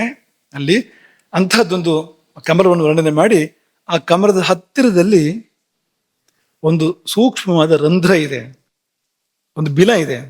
ತಸ್ಯಾಂತೆ ಸುಷಿರಗುಂ ಸೂಕ್ಷ್ಮಂ, ಅದರ ಸನಿಹದಲ್ಲಿ ಸೂಕ್ಷ್ಮಂ ಸುಷಿರಂ, ಪರಮ ಸೂಕ್ಷ್ಮವಾಗಿರ್ತಕ್ಕಂಥ ಒಂದು ಬಿಲ, ಒಂದು ರಂಧ್ರ. ಆ ರಂಧ್ರದೊಳಗೆ ಎಲ್ಲವೂ ನೆಲೆಗೊಂಡಿದೆ. ತಸ್ಮಿನ್ ಸರ್ವಂ ಪ್ರತಿಷ್ಠಿತಂ. ನಿಮ್ಗೆ ಆ ರಂಧ್ರ ಏನಾದ್ರು ಸಿಕ್ತು, ಆ ಬಿಲ ಗುಹೆ ಏನಾದ್ರು ಸಿಕ್ತು ಅಂದ್ರೆ ಎಲ್ಲ ನಿಮ್ ಕೈಗೆ ಬಂತು ಅಂತಲೇ ಅರ್ಥ. ಎಲ್ಲವೂ ಅಲ್ಲಿ ನೆಲೆಗೊಂಡಿದೆ. ಹೋಗಲಿ, ಏನಿದೆಯಪ್ಪ ಅಂಥದ್ದು ಆ ಬಿಲದೊಳಗೆ ಅಂತಂದ್ರೆ, ತಸ್ಯ ಮಧ್ಯೆ ಮಹಾನ್ ಅಗ್ನಿ. ಆ ಚಿಕ್ಕ ಬಿಲದೊಳಗೆ, ಅತೀ ಸೂಕ್ಷ್ಮವಾದ ರಂಧ್ರದೊಳಗೆ ಮಹಾನ್ ಅಗ್ನಿ ಇದೆಯಂತ. ಹೇಗಪ್ಪ ಇದು? ಅದು ಹೇಗೆ ಹಿಡಿಸಿರ್ಬೋದು ಅದ್ರೊಳಗಡೆಗೆ? ಆ ಮಹಾನ್ ಅಗ್ನಿ ಅಂದ್ರೆ ಆ ಮಹತ್ವ ಅನ್ನೋದು ಅಳತೆ ಲೆಕ್ಕದ್ದಲ್ಲ. ಅದು ತುಂಬಾ ಹಿರಿದಾದದು, ತುಂಬಾ ಶ್ರೇಷ್ಠವಾದದ್ದು, ಅದು ಅತ್ಯುತ್ಕೃಷ್ಟವಾದದ್ದು. ಅಂತಹದ್ದೊಂದು ಅಗ್ನಿ ಅದರೊಳಗಿದೆ. ವಿಶ್ವಾರ್ಚಿ, ಎಲ್ಲೆಡೆ ತನ್ನ ಜ್ವಾಲೆಗಳನ್ನು ಪಸರಿಸಿದೆ. ಅದು ಸರ್ವತೋಮುಖವಾಗಿ ಜ್ವಾಲೆಗಳನ್ನ ಪಸರಿಸಿದೆ. ಅದು ಇದನ್ನ ಸಾಯಂಡ್ರು ವಿವರಿಸುವಾಗ ತಸ್ಯ ಮಧ್ಯೆ ಅಂತಿದೆಯಲ್ಲ, ತಸ್ಯ ಅಂದ್ರೆ ಸುಷುಮ್ನಾ ನಾಲಸ್ಯ, ಸುಷುಮ್ನಾ ನಾಡಿಯ ಮಧ್ಯದಲ್ಲಿ ಮಹಾನ್ ಪ್ರೌಢ ಅಗ್ನಿರ್ವರ್ತತೆ. ಮಹಾನ್ ಅಂದ್ರೆ ತುಂಬಾ ಮಹತ್ವದಿಂದ ಕೂಡಿರ್ತಕ್ಕಂಥ ಒಂದು ಅಗ್ನಿ ಇದೆ. ಏನಪ್ಪ ಅಗ್ನಿ ಅಂದ್ರೆ ನಮ್ಮ ವಿಷಯಕ್ಕೆ ಸೀದಾ ಬರುತ್ತೆ ಇದೀಗ. ಅಗ್ರಭುಕ್ ಅಂತ ಹೆಸರು ಅಗ್ನಿಗೆ. ಅಗ್ರಭುಕ್ ಅಂದ್ರೆ ಏನು? ನಾವು ಉಂಡ ಊಟವನ್ನು ಮೊದಲು ಅದು ಉಣ್ಣೋದು, ಆಮೇಲೆ ನಮಗೆ ಬರುತ್ತೆ ಅದು. ನಾವ್ ಏನೇ ತುತ್ತು ಒಳಗೆ ಹಾಕೊಂಡ್ರು, ಬಾಯೊಳಗೆ ಹಾಕಿದ್ರು, ಮೊದಲು ಅದನ್ನ ಸವಿಯೋದು ಯಾರು, ಸ್ವೀಕಾರ ಮಾಡೋದು ಯಾರು ಅಂದ್ರೆ ಒಳಗಿರುವ ಅಗ್ನಿ. ಅಗ್ರಭುಕ್ ಅಂತ ಹೆಸರು ಅದಕ್ಕೆ. ಅದು ತಿಂದು ನಮಗೆ ಪ್ರಸಾದ ಕೊಡೋದು, ಅದು ಪಚನಗೊಳಿಸಿ ಅದು ಒಂದು ಪ್ರಕ್ರಿಯೆಯನ್ನು ಮಾಡಿ ಆಮೇಲೆ ನಮ್ಗೆ ಅಂಗಾಂಗಗಳಿಗೆ, ಮನಸ್ಸಿಗೆ ಅದನ್ನ ವಿತರಣೆ ಮಾಡುವಂಥದ್ದು, ಅದ್ರ ಪ್ರಸಾದ ನಮಗೆ ಸಿಗುವಂಥದ್ದು. ಹಾಗಾಗಿ ಅದು ಅಗ್ರಭುಕ್. ವಿಭಜನ್ ತಿಷ್ಠನ್ ಆಹಾರಂ, ಆಹಾರವನ್ನ ವಿಭಾಗ ಮಾಡಿ, ಬೇರೆ ಬೇರೆ ಮಾಡಿ ಅದನ್ನ ಏನ್ ಬೇಕು ವ್ಯವಸ್ಥೆ ಮಾಡ್ತಾ ಇದೆ. ಅದು ಒಂದು ವಿಜ್ಞಾನ ಕೂಡ ಅದನ್ನೇ ಹೇಳುತ್ತೆ. ಅದನ್ನ ಸ್ಪ್ಲಿಟ್ ಮಾಡುತ್ತೆ ಅನ್ನೋ ಭಾಷೆ ಹೇಳ್ತಾರೆ ಅವರು. ಈ ಆಹಾರದ ಕಣಗಳನ್ನ ಬೇರೆ ಬೇರೆ ಮಾಡುತ್ತೆ ಅದು ಅಂತ. ಅದೇ ಭಾಷೆಯನ್ನು ವೇದ ಬಳಸಿದೆ ಅಂತ ನೋಡಿ. ವಿಭಜನ್ ತಿಷ್ಠನ್ ಆಹಾರಂ, ಆಹಾರವನ್ನ ಅದು ಬೇರೆ ಬೇರೆ ಮಾಡುತ್ತೆ, ಪ್ರತ್ಯೇಕ ಮಾಡುತ್ತೆ, ಮಾಡಿ ಅದನ್ನ ರೂಪಾಂತರ ಮಾಡಿ ಎಲ್ಲಿ ಕಳಿಸ್ಬೇಕು ಅಲ್ಲಿ ಕಳಿಸುತ್ತೆ. ಅಜರಹ ಅಂದ್ರೆ ಅದು ಎಲ್ಲದನ್ನು ಜೀರ್ಣ ಮಾಡುತ್ತೆ, ತಾನು ಜೀರ್ಣ ಆಗೋದಿಲ್ಲ ಅಂತ. ಆಹಾರವನ್ನ ಅದು ಜೀರ್ಣ ಮಾಡುತ್ತೆ, ಅದು ತಾನು ಜೀರ್ಣ ಆಗೋದಿಲ್ಲ. ನಮ್ಮನ್ನು ಜೀರ್ಣ ಮಾಡುತ್ತೆ ಅದು. ನಾವು ಸರಿಯಾದ ಆಹಾರ ಕೊಡದೆ ಏನೇನಾದ್ರು ಕೊಟ್ರೆ ನಮ್ಮನ್ನೇ ಜೀರ್ಣ ಮಾಡುತ್ತೆ. ಆಗೋದು ಆ ಶಕ್ತಿ ಇರ್ತಕ್ಕಂಥದ್ದು. ಕವಿ ಅಂದ್ರೆ ಅಗ್ನಿ ಅಂದ್ರೆ ಬರೀ ಬೆಂಕಿ ಅಲ್ಲ, ಅದು ಒಲೆ ಬೆಂಕಿ ತರ ಅಲ್ಲ. ಕವಿ ಅಂದ್ರೆ ಅದಕ್ಕೆ ಜ್ಞಾನ ಇದೆ, ಅದು ಬಲ್ಲದು, ಎಲ್ಲಿ ಏನಿದೆ, ಯಾವುದಕ್ಕೆ ಏನಾಗ್ಬೇಕು, ಇದನ್ನ ಏನ್ ಮಾಡ್ಬೇಕು ಅನ್ನೋದನ್ನು ಬಲ್ಲುದು. ಅದು ಕ್ರಾಂತದರ್ಶಿ, ಎಲ್ಲವೂ ಕಾಣಿಸುತ್ತೆ ಅದಕ್ಕೆ, ಅಗ್ನಿಗೆ. ಅದು ಬೇಕಾದ ಹಾಗೆ ಬೇಕಾದ ವ್ಯವಸ್ಥೆಯನ್ನ ಮಾಡುವಂಥದ್ದು. ಅಂಥ ಮೇಧೆ ಇರುವಂಥದ್ದು, ಒಂದು ಕುಶಲ ಅಭಿಜ್ಞ ಅಂತ ಅದಕ್ಕೆ ಅರ್ಥ ಮಾಡಿದ್ದಾರೆ. ಇತ್ಯರ್ಥ. ಹಾಗೆ ಮುಂದಕ್ಕೆ ತಿರ್ಯಗೂರ್ಧ್ವ ಮದಶಾಯಿ ರಶ್ಮೇಸ್ತಸ್ಯ ಸಂತತ, ಅದು ತನ್ನ ಕಿರಣಗಳನ್ನ ಎಲ್ಲೆಡೆ ಪಸರಿಸಿದೆ, ದೇಹದಾದ್ಯಂತ ತನ್ನ ಕಿರಣಗಳನ್ನ ಪಸರಿಸಿದೆ. ಅದರ ಪರಿಣಾಮ ಏನು ಅಂದ್ರೆ, ಸಂತಾಪಯತಿ ಸ್ವಂ ದೇಹಂ ಆಪಾದ ತಲಮಸ್ತಗ. ಮಸ್ತಕಂ ಎರಡೂ ಇದೆ. ಆಪಾದ ತಲ ಮಸ್ತಕಂ ಅಂತಂದ್ರೆ ಈ ಪಾದ ತಲದಿಂದ ಅಂದ್ರೆ ಅಂಗಾರದಿಂದ ಆರಂಭ ಮಾಡಿ ಮಸ್ತಕದ ನೆತ್ತಿಯವರೆಗೆ ಇಡೀ ಶರೀರವನ್ನ ಸ್ವಂ ದೇಹಂ ಇಡೀ ಶರೀರವನ್ನ ಸಂತಾಪಯತಿ ಬೆಚ್ಚಗಿಟ್ಟಿದೆ. ಆಯ್ತಲ್ಲ, ವೇದ ಸಂದೇಹ ಕಡೆ ಇಲ್ಲದೆ ಇರುವಂತೆ ನಿರೂಪಣೆ ಮಾಡಿಬಿಟ್ಟಿದೆ. ಇದು ಯಾವ ಅಗ್ನಿ ಅಂದ್ರೆ ಇದು ಬೇರೆ ಯಾವ ಅಗ್ನಿಯೂ ಅಲ್ಲ, ಇದು ಜಠರಾಗ್ನಿ, ಇದು ವೈಶ್ವಾನರ. ಆಯ್ತು, ಇದು ಪರಮಾತ್ಮ ಅಂತ ಹೇಗೆ ಗೊತ್ತಾಗತ್ತೆ ಅಂದ್ರೆ ಇಷ್ಟರಲ್ಲೇ ಗೊತ್ತಾಗತ್ತೆ. ಮತ್ತೂ ಬೇಕು ಅಂದ್ರೆ ಮುಂದುವರೆದು ವೇದ ಹೇಳುತ್ತೆ, ತಸ್ಯ ಮಧ್ಯೆ ವನ್ನಿ ಶಿಖ, ಆ ವನ್ನಿಯ ಮಧ್ಯದಲ್ಲಿ ಒಂದು ಶಿಖೆ ಇದೆಯಂತೆ. ಅಣೀಯ ಅಂದ್ರೆ ತುಂಬಾ ಸೂಕ್ಷ್ಮವಾಗಿರ್ತಕ್ಕಂಥ, ಅತ್ಯಂತ ಸೂಕ್ಷ್ಮವಾಗಿರ್ತಕ್ಕಂಥ ಒಂದು ಎಳೆ ಅಗ್ನಿಯ ಮಧ್ಯದಲ್ಲಿದೆ. ಊರ್ಧ್ವ, ಅದು ಮೇಲೆವರೆಗೆ ಹೋಗಿದೆ. ಏನು ಹಾಗಂದ್ರೆ ಅಂದ್ರೆ ಸಾಯಂಡ್ರು ಹೇಳ್ತಾರೆ, ಅಣೀಯ ಅತ್ಯಂತ ಸೂಕ್ಷ್ಮ, ಅಣೀಯ ಅನ್ನೋ ಶಬ್ದಕ್ಕೆ ಅತ್ಯಂತ ಸೂಕ್ಷ್ಮ ಅಂತ ಅರ್ಥ. ಊರ್ಧ್ವ ಅಂದ್ರೆ ಸುಷುಮ್ನಾ ನಾಡಿ ನಾಲೇನ ಊರ್ಧ್ವಂ ಬ್ರಹ್ಮರಂಧ್ರ ಪರ್ಯಂತಂ ಪ್ರಸೃತ್ಯ ವ್ಯವಸ್ಥಿತ ವಿಶೇಷೇಣ ಅವಸ್ಥಿತ. ಅಲ್ಲಿಂದ ಆರಂಭ ಮಾಡಿ ಬ್ರಹ್ಮರಂಧ್ರದವರೆಗೆ ವ್ಯಾಪ್ತಿ ಇರ್ತಕ್ಕಂಥ ಒಂದು ಎಳೆ, ಒಂದು ಬೆಳಕಿನ ಎಳೆ, ಒಂದು ವನ್ನಿ ಜ್ವಾಲೆಯ ವನ್ನಿ ಶಿಖೆಯ ಒಂದು ಎಳೆ ಸುಷುಮ್ನ ನಾಡಿಯಲ್ಲಿ ಬ್ರಹ್ಮರಂಧ್ರದ ಪರ್ಯಂತವಾಗಿ ವ್ಯಾಪಿಸಿದೆ. ಅದು ಹೇಗಿದೆ ಅಂದ್ರೆ ನೀಲ ತೋಯದ ಮಧ್ಯಸ್ಥ ವಿದ್ಯುಲ್ಲೇಖೇವ ಭಾಸ್ವರ, ಮಳೆಮೋಡ ಕಾರ್ಮೋಡದ ಮಧ್ಯದಲ್ಲಿ ಕೋಲ್ಮಿಂಚು ಇದ್ದ ಹಾಗೆ, ಮಿಂಚಿನ ರೇಖೆ ಇದ್ದ ಹಾಗೆ ಅದು ಶೋಭಿಸ್ತಾ ಇದೆ, ಹೊಳಿತಾ ಇದೆ. ಅದು ನೀವಾರ ಶೂಕವತ್ತನ್ವೇ, ನೀವಾರ ಅಂತ ಒಂದು ಧಾನ್ಯ, ಆ ಧಾನ್ಯದ ಶೂಕದ ಹಾಗೆ, ಹೂವಿನ ಹಾಗೆ ಅದಿದೆ. ಪೀತ ಸ್ವರ್ಣವರ್ಣದ್ದು, ಭಾಸ್ವತಿ ಪ್ರಕಾಶಮಾನವಾದ್ದು. ಅಣೂಪಮ ಅಂದ್ರೆ ಈ ಸಪುರ ಸೂಕ್ಷ್ಮ ಅನ್ನೋದಕ್ಕೆ ಇದನ್ನೇ ಉದಾಹರಣೆ ಕೊಡ್ಬೋದು.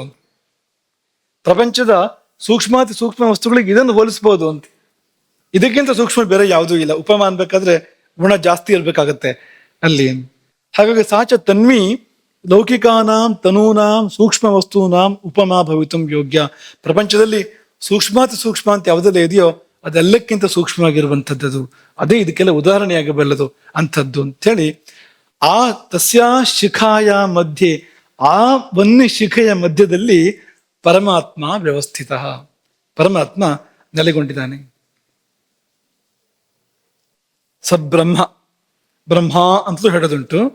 ಸಬ್ರಹ್ಮ ಅದು ಅವನೇ ಚತುರ್ಮುಖ ಬ್ರಹ್ಮ, ಅಥವಾ ಅವನೇ ಪರಬ್ರಹ್ಮ, ಅದೇ ಪರಬ್ರಹ್ಮ.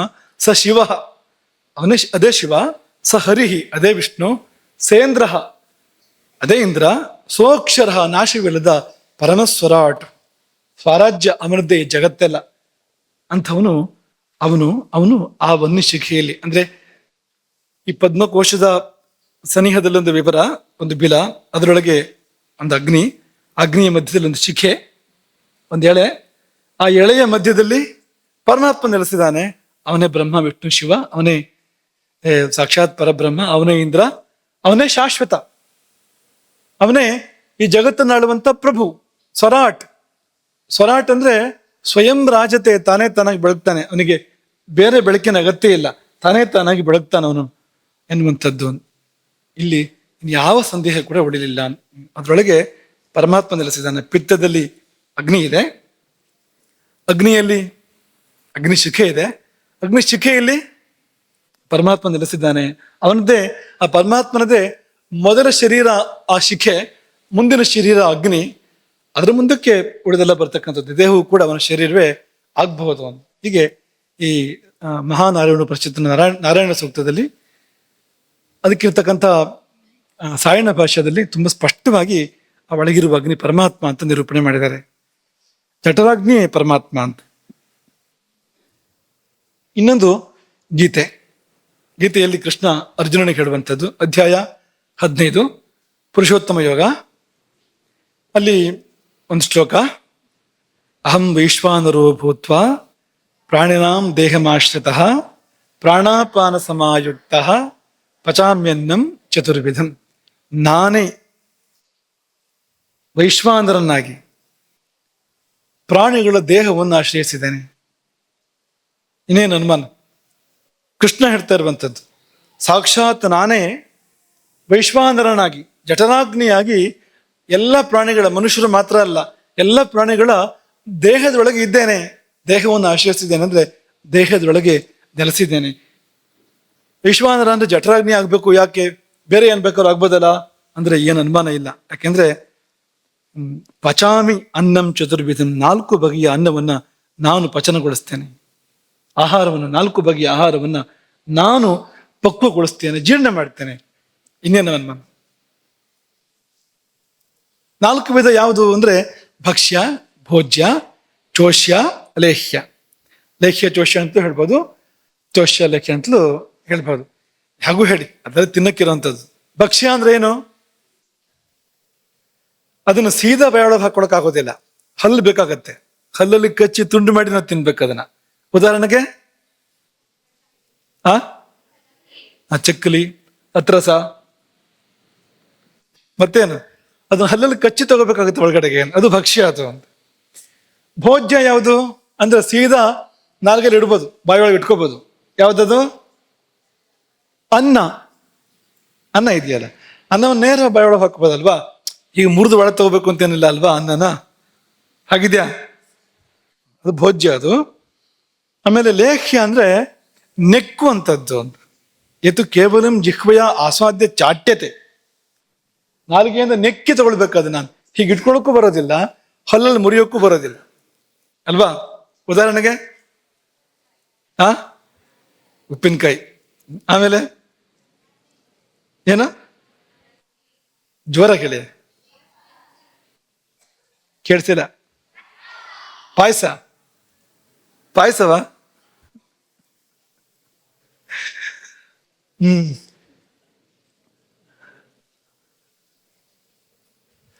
ಇನ್ನು ಚೋಷ್ಯ ಅಂದ್ರೆ ಅದನ್ನು ಜಗಿದು ರಸವನ್ನು ಒಳಗೆ ತಗೋಬೇಕು. ನಿಸ್ಸಾರವನ್ನು ಹೊರಗಡೆ ತುಪ್ಪಬೇಕು, ರಸವನ್ನು ಒಳಗೆ ತಗೋಬೇಕು. ಒಂದು ಉದಾಹರಣೆ ಕಬ್ಬು ಒಂದು ಉದಾಹರಣೆ. ಮತ್ತೊಂದು ಉದಾಹರಣೆ ಏನು? ಬೇಡಿ ಬೇರೆ ಏನಾದ್ರು ಹೇಳಿ. ಮಾವಿನ ಹಣ್ಣಿನಲ್ಲಿ ನೀವು ಅದನ್ನ ರಸ ಹೀರ್ತೀರಿ ಒಳಗಡೆಗೆ ಅಲ್ವಾ? ನಿಸ್ಸಾರವನ್ನು ಹೊರಗಡೆ ಬಿಸಾಕ್ತೀರಿ, ಬಾಯಿ ಒಳಗೆ ಇಟ್ಕೊಂಡು ರಸವನ್ನು ಒಳಗಡೆ ತಗೊಳ್ತೀರಲ್ವಾ?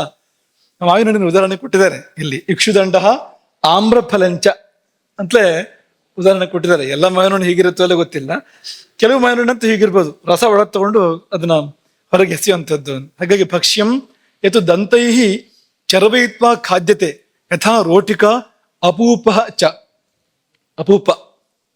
ಅಪರೂಪ ಅದೀಗ ಅಲ್ವಾ? ಅಪೂಪ ಇದೆಯಾ? ಅಪೂಪ ಏನು ಹೇಳಿ? ಅಪ್ಪ ಅಂತ ಹೇಳ್ತಾರಲ್ಲ, ಈ ಅಪೂಪ ಶಬ್ದದಿಂದಲೇ ಬಂದಿದೆ ಅದು. ಅಪ್ಪ ಅಂತ ಹೇಳುವಂಥದ್ದು. ಅಪ್ಪ ಅಂದ್ರೆ ದಕ್ಷಿಣ ಕನ್ನಡದ ಅಪ್ಪ, ಇದು ಸಾಮಾನ್ಯ ಕನ್ನಡದ ಅಪ್ಪ ಅಲ್ಲ. ದಕ್ಷಿಣ ಕನ್ನಡ ಮಧುರನ ಅಪ್ಪ ಇದೆಯಲ್ಲ, ಅದು ಈ ಅಪೂಪನ ಅಪ್ಪ ಆಗಿರೋದು ಅದು ಅಂತ. ಹಾಗೆ ಭೋಜ್ಯಂ ಅಂದ್ರೆ ಯತು ದಂತೈಹಿ ವಿನಾ ಸಾಕ್ಷಾತ್ ಕಂಠಗತಂ ಕ್ರಿಯತೆ ಯಥಾ ಓದನಂ ಸೂಪಶ್ಚಾಂ, ಅದು ಕೂಡ. ಹೀಗೆ 4 ಬಗೆಯ ಅನ್ನವನ್ನ ಪಚನಗೊಳಿಸುವವನು, ಜೀರ್ಣ ಮಾಡುವವನು ನಾನು. ನನ್ನ ಜೊತೆಗೆ ಯಾರು ಇರ್ತಾರೆ ಆ ಸಮಯದಲ್ಲಿ? ಪ್ರಾಣಾಪಾನ ಸಮಾಯುಕ್ತ. ಪ್ರಾಣ ಮತ್ತು ಅಪಾನ ಎರಡೂ ಪ್ರಾಣಶಕ್ತಿಗಳು ಒಡಗೂಡಿ ಅವುಗಳ ಸಹಾಯ ಬೇಕಾಗುತ್ತೆ. ಯಾಕೆಂದ್ರೆ ಅಗ್ನಿಯನ್ನ ಅವು ಪ್ರಜ್ವಲಿತಗೊಳಿಸ್ತೇವೆ, ಅಗ್ನಿ ವೃದ್ಧಿ ಮಾಡ್ತೇವೆ ಎರಡೂ ಪ್ರಾಣಿಗಳು. ಹಾಗಾಗಿ ಪ್ರಾಣಾಪಾನಗಳು ಒಡಗೂಡಿ ಬೆಂಕಿಗೆ ಗಾಳಿ ಸಹಕಾರ ಬೇಕು, ಆ ತರಹ ಇದು ಅಂತ. ಅದರೊಡಗೂಡಿ ನಾನೇ ಚತುರ್ವಿಧಂ ಅನ್ನಂ ಪಚಾಮಿ ಅಂದ್ರೆ ಈ ಜಠರಾಗ್ನಿ ಅನ್ನೋದು ಸಾಕ್ಷಾತ್ ಪರಮಾತ್ಮ ಅಂತ ಆಗೋಯ್ತು. ಇವತ್ತಿಗೆ ಏನಾದ್ರು ಹಾಕ್ಬೋದಾ? ಮನ್ಸಿಗೆ ಬಂದಿದ್ದನ್ನ ಏನಾದ್ರು ಹಾಕ್ಬೋದ? ಏನೇನಾದ್ರು ಹಾಕ್ಬೋದ? ನೀವು ಹೊತ್ತು ಗೊತ್ತು ಇಲ್ದೆ, ಶುದ್ಧ ಅಶುದ್ಧ ಇಲ್ದೆ ಏನೇನಾದ್ರು ಹಾಕ್ಬೋದ ಬಾಯಿಗೆ? ಒಳಗಿರೋ ಶ್ರೀಕೃಷ್ಣ ಪರಮಾತ್ಮ ಅಂತ ಆದ್ರೆ ಅವನೇ ಅಗ್ನಿಯಾಗಿ ಸ್ವೀಕಾರ ಮಾಡ್ತಾ ಇದ್ದಾನೆ ಅಂತ ಆದ್ರೆ ಕಂಡಿದ್ದನ್ನು ಬಾಯಿಗೆ ಹಾಕ್ಬೋದ? ಅಮೇಧ್ಯವನ್ನ, ಅಶುಚಿಯನ್ನು ತಿನ್ಬಹುದ? ನಾವು ಹೋಗೋದು ಕೃಷ್ಣನಿಗಲ್ವಾ? ಅಂಥದ್ದೇ ಫಲ ಬರೋದಿಲ್ವ ನಾಳೆ ನಮ್ಗೆ? ನೀವು ಅಂಥದ್ದನ್ನು ಕೊಟ್ರೆ ತಿರುಗಿ ಅಂಥ ಪ್ರಸಾದನ ಕೊಡ್ಬೇಕು. ಅವನು ಕೊಟ್ಟಿದ್ದನ್ನ ಇಮ್ಮಡಿ ಮಾಡಿಕೊಡ್ಬೇಕು, ಮುಮ್ಮಡಿ ಮಾಡಿಕೊಡ್ಬೇಕು ಅವನು. ಆ ವಸ್ತು ಅಂಥದ್ದು, ಅವೇನು ಕೊಟ್ಟರು ಅದನ್ನ ಹೆಚ್ಚು ಮಾಡಿಕೊಡುತ್ತೆ ತಿರುಗಿ ನಮ್ಗೆ. ನಾವು ಇಂಥ ಅಶುಚಿ, ಅಮೇಧ್ಯ, ಅಸಂಬದ್ಧವನ್ನ ಸೇವನೆ ಮಾಡಿದ್ರೆ ಏನಾಗುತ್ತೆ? ದೇವ್ರಿಗೆ ಏನನ್ನ ನೈವೇದ್ಯ ಮಾಡಿದಂತೆ ಆಗತ್ತೆ. ನಾವು ದೇವ್ರಿಗೆ ನೈವೇದ್ಯ ಮಾಡ್ತೀವ? ಏನಾದ್ರು ಅಂಥದನ್ನೆಲ್ಲ ದೇವ್ರಿಗೆ ನೈವೇದ್ಯ ಮಾಡ್ತೀವ? ದೇವರಿಗೆ ನೈವೇದ್ಯ ಮಾಡಬೇಕಾದ್ರೂ ಸ್ವಲ್ಪ ಹೆಚ್ಚು ಕಡಿಮೆ ಆದ್ರೂ ನಡೆಯುತ್ತೆ. ಯಾಕೆಂದ್ರೆ ಅಲ್ಲಿ ದೇವರ ಸಾನ್ನಿಧ್ಯ ಇದೆಯೋ ಇಲ್ವೋ ಗೊತ್ತಿಲ್ಲ. ಕೆಲವು ಸಾರಿ ಇಲ್ದೇನೂ ಇರ್ಬೋದು, ವ್ಯವಸ್ಥೆ ಸರಿ ಇಲ್ಲದೆ ಇದ್ದಾಗ. ನಮ್ಮ ದೇವ್ರ ಕೋಣೆಯೋ ದೇವ್ರ ಮಂಟಪೋ ದೇವಸ್ಥಾನವೋ ಇರ್ಬೇಕಾದಂತ ಇಲ್ಲದೆ ಇದ್ದಾಗ ದೇವರು ಇಲ್ಲದೆ ಹೋಗ್ಬೋದು. ಅಲ್ಲಿ ಆ ಸಾಧ್ಯತೆಗಳಿದೆ ಅಲ್ಲಿ. ಆದ್ರೆ ಇಲ್ಲಿ ಮಾತ್ರ ಪಕ್ಕ ಇದೇ ಇದ್ದಾನೆ ಭಗವಂತ. ಆಗ ನೀವು ವ್ಯವಸ್ಥೆ ಬಿಟ್ಟು ಹೇಗೆ ಊಟ ಮಾಡೋಕೆ ಸಾಧ್ಯ? ನೀವು ಅನ್ನಂ ಬ್ರಹ್ಮ ಪ್ರವಚನ ಕೇಳದೆ ಇರೋಕೆ ಯಾಕೆ ಸಾಧ್ಯ? ನೀವು ಕೇಳಲೇಬೇಕಲ್ಲ. ಅಥವಾ ಇದನ್ನು ಕೇಳದೇ ಇದ್ರು ಎಲ್ಲಿಂದನಾದ್ರು ಪ್ರಾಜ್ಞರಿಂದ ನೀವು ಇದ್ರ ಬಗ್ಗೆ ತಿಳ್ಕೊಳ್ಳೇಬೇಕಲ್ಲ. ಯಾವ್ದನ್ನು ಸೇವಿಸ್ಬೇಕು, ಯಾವ್ದನ್ನು ಸೇವಿಸ್ಬಾರ್ದು, ಎಷ್ಟು ಸೇವಿಸ್ಬೇಕು, ಯಾವಾಗ ಸೇವಿಸ್ಬೇಕು, ಹೇಗೆ ಸೇವಿಸ್ಬೇಕು, ಯಾವ್ದಾದ್ಮೇಲೆ ಯಾವುದು ತಿಳ್ಕೊಳ್ಳೇಬೇಕಲ್ಲ. ಇಲ್ದಿದ್ರೆ ಅಪಚಾರ ಆಗೋದು ಕೃಷ್ಣ ಪರಮಾತ್ಮನಿಗೆ ಹೊತ್ತು. ಒಂದು ಅಪಚಾರ ಮಾಡಿದ್ರೆ ಆ ದೋಷ ಪರಿಹಾರ ಕಷ್ಟ ಅಂತ ಹೇಳ್ತಾರೆ. ಈಗ ಹೊತ್ತು ಅಪಚಾರ ಮಾಡ್ತಾ ಇದ್ರೆ ಭಯಂಕರ ಕಷ್ಟಕ್ಕೆ ಬಂತು ನೋಡಿ, ಸರಿಯಲ್ಲ. ಹಾಗಾಗಿ ಕಗ್ಗದ ಕವಿ ತಮಾಷೆ ಹೇಳಿದಾರೆ ಅವರು, ಉದರ ದೈವಕ್ಕೆ ಜಗದೊಳು ಎದುರು ದೈವವದಲ್ಲಿ. ಅದು ಸತ್ಯವೂ ಕೂಡ ಹೌದು. ಅದೊಂದು ದೈವ, ದೇವತೆ, ಮಹಾದೇವತೆ ಅಲ್ಲಿ ನೆಲೆಸಿದೆ ಉದರದಲ್ಲಿ. ಅತ್ಯಂತ ಮುಖ್ಯವಾಗಿರುವಂಥದ್ದು ಮೊದಲದರ ಪೂಜೆ, ಮಿಕ್ಕೆಲ್ಲ ಬದರಿಂದ. ಸತ್ಯ, ಮೊದಲದರ ಪೂಜೆ. ಆ ಉದರ ದೈವಕ್ಕೆ ಮೊದಲು ಪೂಜೆ ಮಾಡಬೇಕು, ಸರಿಯಾಗಿ ಪೂಜೆ ಮಾಡಬೇಕು, ಆದ್ಯತೆ ಅದಕ್ಕೆ ಅಂತ.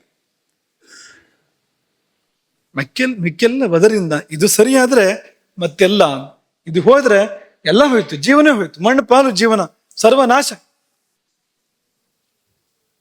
ರೋಗಗಳ ಗೂಡು, ಅಶಾಂತಿಯ ಬೀಡು, ಹಾಗಾಗ್ಬಿಡುತ್ತೆ. ಅಭಿಶಾಪಕ್ಕೊಳಗಾಗತ್ತೆ ಶರೀರ, ಜೀವ ಎಲ್ಲವೂ ಕೂಡ ಅದರಿಂದಲಾಗಿ. ಹಾಗಾಗಿ ಮೊದಲ ಅದರ ಪೂಜೆ, ಮಿಕ್ಕೆಲ್ಲ ಅದರಿಂದ ಎಂಬುದಾಗಿ ಇತ್ತೀಚಿನ ಗುಂಡಪ್ಪನವರು ಕೂಡ ಈ ಮಾತನ್ನು ಹೇಳ್ತಾರೆ. ಈಗ ಇನ್ನೊಂದು ಪ್ರಶ್ನೆ ಎತ್ತಿ ನಾವು ಇದನ್ನ ನಿಲ್ಲಿಸ್ತೀವಿ. ಇದನ್ನ ಪ್ರಶ್ನೆ, ಆಯುರ್ವೇದದ ಬಹುದೊಡ್ಡ ಆಚಾರ್ಯ ಯಾರವರು? ಸುಶ್ರುತಾಚಾರ್ಯರು. ಅವರೊಂದ್ ಕಡೆಗೆ ಏನ್ ಹೇಳ್ಬಿಟ್ಟಿದ್ದಾರೆ ಅಂದ್ರೆ, ಪಿತ್ತವನ್ನು ವಿಮರ್ಶೆ ಮಾಡ್ತಾ ಮಾಡ್ತಾ, ಮೂರು ಧಾತುಗಳನ್ನ ವಿಮರ್ಶೆ ಮಾಡ್ತಾರೆ ಅವರು, ವಾತ ಪಿತ್ತ ಕಫ ಮಾಡ್ತಾ ಪಿತ್ತವನ್ನು ವಿಮರ್ಶೆ ಮಾಡುವಾಗ ತತ್ರ ಜಿಜ್ಞಾಸ್ಯಂ, ಇದೊಂದು ಜಿಜ್ಞಾಸೆ ಇದೆ. ಕಿಂ ಪಿತ್ತ ವ್ಯತಿರೇಕಾದ ಅನ್ಯೋಗ್ನಿ ಆಹೋಸ್ವಿತ್ ಪಿತ್ತಮೇವ ಅಗ್ನಿ. ಪಿತ್ತಕ್ಕಿಂತ ಹೊರತಾಗಿ ಬೇರೆ ಅಗ್ನಿ ಇದೆಯಾ, ಅಥವಾ ಪಿತ್ತವೇ ಅಗ್ನಿಯ? ಕಿಂ ಪಿತ್ತ ವ್ಯತಿರೇಕಾತ್ ಅನ್ಯ ಅಗ್ನಿ ಅಸ್ತಿ ಆಹೋಸ್ವಿತ್ ಪಿತ್ತಮೇವ ಅಗ್ನಿ ಅಂತ ಒಂದು ಪ್ರಶ್ನೆ ಎತ್ಕೊಂಡು ಅತ್ರೋಚ್ಯತೆ ಉತ್ತರ ಹೇಳ್ತಾನೆ ಅದಕ್ಕೆ. ನಕಲು ಪಿತ್ತ ವ್ಯತಿರೇಕಾತ್ ಅನ್ಯ ಅಗ್ನಿ ಉಪಲಭ್ಯತೆ. ಪಿತ್ತದ ಹೊರತಾಗಿ ಬೇರೆ ಅಗ್ನಿ ಇಲ್ಲ, ಉಪಲಭ್ಯತೆ ಅಂದ್ರೆ ಸಿಗೋದಿಲ್ಲ, ಲಭ್ಯ ಇಲ್ಲ.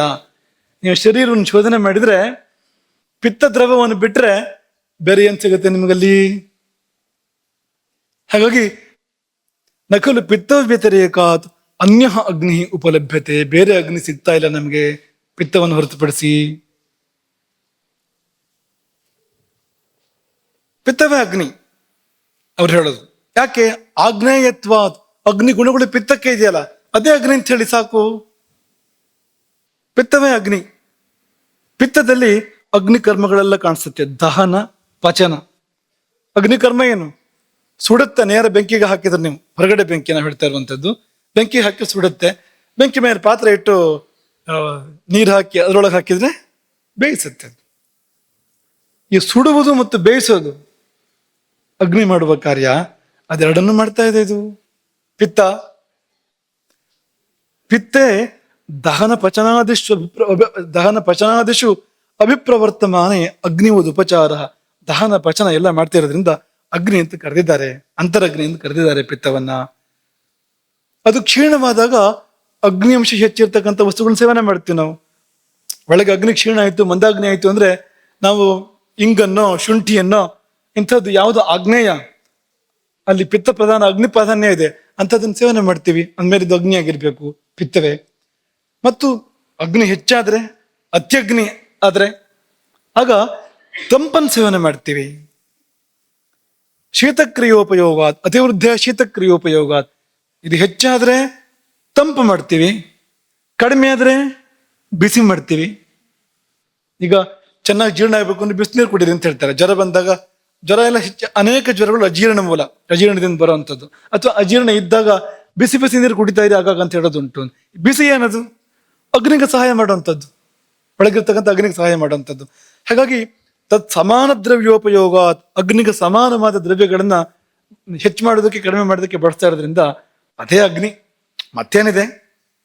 ಆಗಮಾಚ್ಯ, ಆಯುರ್ವೇದ ಶಾಸ್ತ್ರವೂ ಕೂಡ ಹೀಗೆ ಹೇಳಿದೆ, ಅನೇಕ ಪ್ರಾಜ್ಞರು ಕೂಡ ಹೀಗೆ ಹೇಳಿದ್ದಾರೆ. ಹಾಗಾಗಿ ನಕಲು ಪಿತ್ತ ವ್ಯತಿರೇಕ ಧನ್ಯೋಗ್ನಿ, ಪಿತ್ತವನ್ನು ಬಿಟ್ಟು ಬೇರೆ ಅಗ್ನಿ ಇಲ್ಲ ಅಂತ ಇವ್ರು ಹೇಳ್ಬಿಟ್ರಲ್ಲ ಸುಶ್ರುತರು. ಏನು ಗತಿ ಈಗ ಅಂತ.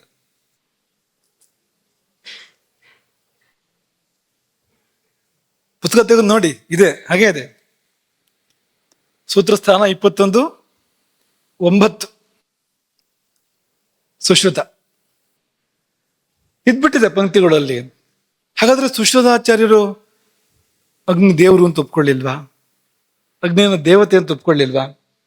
ಅವರು ಪಿತ್ತ ದ್ರವ ಅಂತ ಹೇಳಿದ್ರ, ಅಷ್ಟು ಮಾತ್ರ ಅಂತ ಹೇಳಿದ್ರ? ಆಧುನಿಕ ವಿಜ್ಞಾನ ಎಷ್ಟನ್ನು ನೋಡಿದ್ಯೋ ಅಷ್ಟನ್ನೇ ಅವ್ರು ಹೇಳ್ತಾ ಇದ್ದಾರಾ ಸುಶ್ರುತರು? ಒಂದನೇ ಪ್ರಶ್ನೆ ಇದು, ಸುಶ್ರುತರು ಹಾಗೆ ಹೇಳಿದ್ರಿಂದ ದೇವರು ಹೌದೋ ಅಲ್ವಾ ಇದು? ಎರಡನೇ ಪ್ರಶ್ನೆ, ಅಲ್ಲ ಸುಶ್ರುತರು ಹೀಗೆಲ್ಲ ಹೇಳ್ಬಹುದಾ?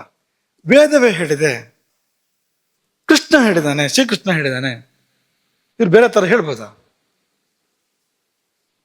ಅವ್ರ ಮೇಲೆ ತುಂಬಾ ಭಕ್ತಿ ಗೌರವ ಇಟ್ಕೊಂಡಿದ್ದೀವಲ್ಲ ನಾವೆಲ್ಲರೂ ಕೂಡ. ಸುಶ್ರುತಾಚಾರ್ಯರು ಹೇಳಿದ್ರು ಮುಗೀತು ಅಂತ, ಪ್ರಶ್ನೆ ಇಲ್ಲ ಅದ್ರ ಮೇಲೆ. ಅವ್ರು ಹೀಗೆ ಹೇಳಿದಾರಲ್ಲ, ಹೇಗೆ ಇದಕ್ಕೆ ಸಮನ್ವಯ ಅನ್ನೋದನ್ನ ನಾಳೆ ನೋಡೋಣ. ಯಾಕೆಂದ್ರೆ ಈಗ ಪಿತ್ತ ಹೆಚ್ಚಾಗಿದೆ ಈಗ ಎಲ್ಲರಿಗೂ ಅಲ್ವಾ? ಪಿತ್ತ ಹೆಚ್ಚಾಗಿದೆ ಅಂದ್ರೆ ಪಿತ್ತ ನೆತ್ತಿಗೆ ಏರಿದೆ ಅಂತ ಅರ್ಥ ಅಲ್ಲ, ಅದು ಅಗ್ನಿಯೇ. ಅದು ಪಿತ್ತ ನೆತ್ತಿಗೆ ಏರಿದ್ರೆ ಬೇರೆ ತರ ಕ್ರಿಯೆಗಳು ಶುರು ಆಗತ್ತೆ. ಪಿತ್ತ ಏರಿದೆ ಅಂತ ಅಷ್ಟೇ, ಇಲ್ಲಿ ಹೊಟ್ಟೆಯಲ್ಲೇ ಹಸಿವಾಗತ್ತೆ ಅಂತ. ಪಿತ್ತ ವೃದ್ಧಿ ಇದ್ದಾಗ ಮಧ್ಯಾಹ್ನದ ಹೊತ್ತಾನೆ ಊಟ ಮಾಡಕ್ಕಿರುವಂಥದ್ದು ಅಂತ. ಹಾಗಾಗಿ ಅದನ್ನ ಹೇಳ್ತಾ ಇರೋಂಥದ್ದು. ನಮ್ಗೆ ಯಾರಿಗೂ ಈಗ ಪಿತ್ತ ನೆತ್ತಿಗೇರಿಲ್ಲ. ಸರಿಯಾದ ಊಟ ಮಾಡ್ತಾ ಹೋದ್ರೆ ಪಿತ್ತ ನೆತ್ತಿಗೆ ಏರೋದು ಇಲ್ಲ. ಅದ್ರ ಜಾಗ ಅದಲ್ಲ. ಪಿತ್ತದ ಜಾಗ ಯಾವ್ದು ಅಂದ್ರೆ ಇದು, ಈ ಹೊಟ್ಟೆ ಇದೆಯಲ್ಲ, ಇದು ಪಿತ್ತದ ಜಾಗ. ಇದು ಸೊಂಟಕ್ಕಿಂತ ಕೆಳಗಡೆಗೆ ವಾತದ ಜಾಗ, ಅಲ್ಲಿಂದ ಇಲ್ಲಿವರೆಗೆ ಪಿತ್ತದ ಜಾಗ, ಮೇಲೆ ಕಫ ಬರುತ್ತೆ, ನಂತರ ಕಫದ ಜಾಗ ಬರುತ್ತೆ. ಹಾಗಾಗಿ ಪಿತ್ತದ ಜಾಗ ಹೊಟ್ಟೆ. ಅದು ಹೊಟ್ಟೆಲ್ಲೇ ಜ್ವಲಿಸಿ ಉರಿದ್ರೆ ಹಸಿವಾಗುತ್ತೆ. ಹೊಟ್ಟೆಯಿಂದ ತಲೆಗೆ ಬಂದ್ರೆ ಏನಾದ್ರು ಅನಾಹುತ ಆಗುತ್ತೆ, ತಲೆನೋವು ಬರುತ್ತೆ. ಈ ತಲೆನೋವು ಬರುತ್ತೆ ಅಂತ ಹೇಳ್ತಾರಲ್ಲ, ತಲೆನೋವು ಪಿತ್ತದಿಂದಲೇ ಬರುತ್ತೆ ಅಂತ ಹೇಳ್ತಾರಲ್ಲ. ಪಿತ್ತ ಜಾಗ ಬಿಟ್ಟು ಇಲ್ಲಿ ಬಂದ್ಬಿಟ್ಟಿದೆ ಅಂತ, ತಲೆ ಬಂದ್ಬಿಟ್ಟಿದೆ ಅಂತ. ಹಾಗಾಗಿ ತಲೆ ಬಿಸಿ ಪಿತ್ತ. ಅದು ತಲೆ ನೋವು ಅಂದ್ರೆ ವಾತ, ಆದ್ರೆ ಇದು ತರೋದು ಈ ಪಿತ್ತವೇ. ಅದೆಲ್ಲಿ ಬಂತು ಅಂದ್ರೆ ಪಿತ್ತಕಾರಕ ಗ್ರಹ ಕುಜ. ಜ್ಯೋತಿಷನ ಮುಟ್ಟೋಣ ಅಂತ, ಪಿತ್ತಕಾರಕ ಗ್ರಹ ಕುಜ ಅಂತ. ಕುಜನಿಗೆ ಏನ್ ಕಾಯಿಲೆ ಹೇಳಿದಾರೆ ಕುಜನಿಂದ ಬರುವಂತ? ಅದನ್ನ ಊರ್ಧ್ವಾಂಗ ರೋಗ ಅಂತ ಹೇಳಿರಂತದನ್ನ, ಮೇಲಿನ ಅಂಗಗಳಲ್ಲಿ ರೋಗ ಬರುತ್ತೆ ಅಂತ. ಅದು ಏನಪ್ಪಾ ಅಂದ್ರೆ ಈ ತಲೆನೋವು, ಅದಂತೂ ಒಂದು ಬರೋಕ್ ಸಾಧ್ಯ ಇದೆ. ಪಿತ್ತ ಏನಾದ್ರು ಆಚೀಚೆಗಾದ್ರೆ ಬರ್ಬೋದು. ಕೆಲವರು ವೈದ್ಯರುಗಳು ವಾಂತಿ ಮಾಡಿಸ್ತಾರೆ ಅಥವಾ ವಾಂತಿ ಮಾಡ್ಕೊಡ್ತಾರೆ ಕೆಲವರು. ನಮ್ಮ ಬಾಲ್ಯ ಮಿತ್ರ ಪಾಂಡುರಂಗ ಮಹಾರಾಜರು ಅವರು, ಇಲ್ಲಿ ಅವ್ರ ಮಕ್ಕಳು ಇಲ್ಲಿ ನಮ್ಮ ಗುರುಕುಲದಲ್ಲಿ ಇದ್ದಾರೆ, ಪರಂಪರಾ ಗುರುಕುಲದಲ್ಲಿ. ನಮ್ಮ ಬಾಲ್ಯ ಸ್ನೇಹಿತ ತುಂಬಾ ತಲೆನೋವು ಬರ್ತಾ ಇತ್ತು, ವಿಪರೀತ ತಲೆನೋವು ಬರ್ತಾ ಇತ್ತು. ತಲೆನೋವು ಬಂದಾಗ ಮಾಡೋದೇನಂದ್ರೆ ಬಿಸಿ ಬಿಸಿ ಉಪ್ಪು ನೀರನ್ನ ಕುಡಿದು ಬಿಡೋದು. ಒಂದಿಷ್ಟು ಕುಡ್ದೇನಾಗತ್ತೆ, ವಾಂತಿ ಆದಾಗ ಸಮಾಧಾನ ಆಗ್ತಿತ್ತು ಅಂತ. ವಾಂತಿ ಆದಾಗ ಪಿತ್ತ ಶಮನ ಆಗೋದು. ವಾಂತಿ ಮಾಡುವಂತ ಒಂದು ಮುಖ್ಯ ಕಾರ್ಯ ಏನಂದ್ರೆ ಪಿತ್ತವನ್ನು ಕಡಿಮೆ ಮಾಡುತ್ತೆ ವಾಂತಿ ಅಂತ. ಹಾಗಾಗಿ ತಲೆನೋವು ಕಡಿಮೆ ಆಗ್ತಾ ಇತ್ತು, ಭಾರ ಹಿಡಿತಾ ಇತ್ತು ಅಂತ. ಹಾಗಾಗಿ ಪಿತ್ತ ನೆತ್ತಿಗೆಲ್ಲ ಏರ್ಬಾರದು, ಹೊಟ್ಟೆಲ್ಲ ಇರಬೇಕು. ಅಲ್ಲೇ ಹೆಚ್ಚು ಕಡಿಮೆ ಅಂದ್ರೆ ಮಧ್ಯಾಹ್ನ ಆದಾಗ ಜಾಸ್ತಿಯಾಗಿ, ಆಮೇಲೆ ಕಡಿಮೆಯಾಗಿ, ಸಾಯಂಕಾಲ ಮತ್ತೊಂದು ಸ್ವಲ್ಪ ಜಾಸ್ತಿಯಾಗಿ, ಮತ್ತೆ ಕಡಿಮೆಯಾಗಿ, ಹೀಗೆ ಆಗ್ತಾ ಇರಬೇಕು. ಅವಾಗ ಜಾಸ್ತಿ ಆಗ್ಬಾರ್ದು, ಬೇರೆ ಬೇರೆ ರೀತಿ ಆಗ್ಬಾರ್ದು. ಹಾಗಿದ್ರೆ ತುಂಬಾ ಕ್ಷೇಮ. ಹಾಗಾಗಿ ಆ ಜಠರಾಗ್ನಿಯ ಸ್ಮರಣೆಯೊಂದಿಗೆ, ವೈಶ್ವಾನರನ ಸ್ಮರಣೆಯೊಂದಿಗೆ ಇವತ್ತಿನ ಪ್ರವಚನ ಮಾಡೋಣ. ನಾಳೆ ಸುಶ್ರುತಾಚಾರ್ಯರ ಮಾತಿನ ಮರ್ಮ ಏನು, ಅವ್ರು ಏನು ಹೇಳ್ತಿದ್ದಾರೆ, ಅದಕ್ಕೆ ಚರಕಾಚಾರ್ಯರು ಏನ್ ಹೇಳ್ತಾರೆ ಸುಶ್ರುತರು ಹೇಳಿದ್ದಕ್ಕೆ, ಅಥವಾ ಅದಕ್ಕೆ ಬೇರೆ ಬೇರೆ ಅಂಶಗಳು ಏನ್ ಹೇಳ್ತೇವೆ ಅನ್ನೋದನ್ನ ನಾಳೆ ಅವಲೋಕನ ಮಾಡೋಣ. ಆಚಾರ್ಯರ ವಾಕ್ಯ ಮಿಥ್ಯೆ ಅಲ್ಲ, ಹಾಗಂತ ಅದು ಹೇಳ್ಬೇಕಾದ್ದನ್ನ ಹೇಳುತ್ತೆ. ಅದು ಏನ್ ಹೇಳುತ್ತೆ ಅನ್ನೋದನ್ನ ನಾಳೆ ಗಮನಿಸೋಣ. ಹರೇ ರಾಮ. ಗೋಕರ್ಣ ಮಂಡಲಾಧೀಶ್ವರ ಶ್ರೀಮದ್ ಜಗದ್ಗುರು ಶಂಕರಾಚಾರ್ಯ ಶ್ರೀ ಶ್ರೀ ರಾಘವೇಶ್ವರ ಭಾರತಿ ಸ್ವಾಮಿ ಮಹಾರಾಜ್ ಕಿ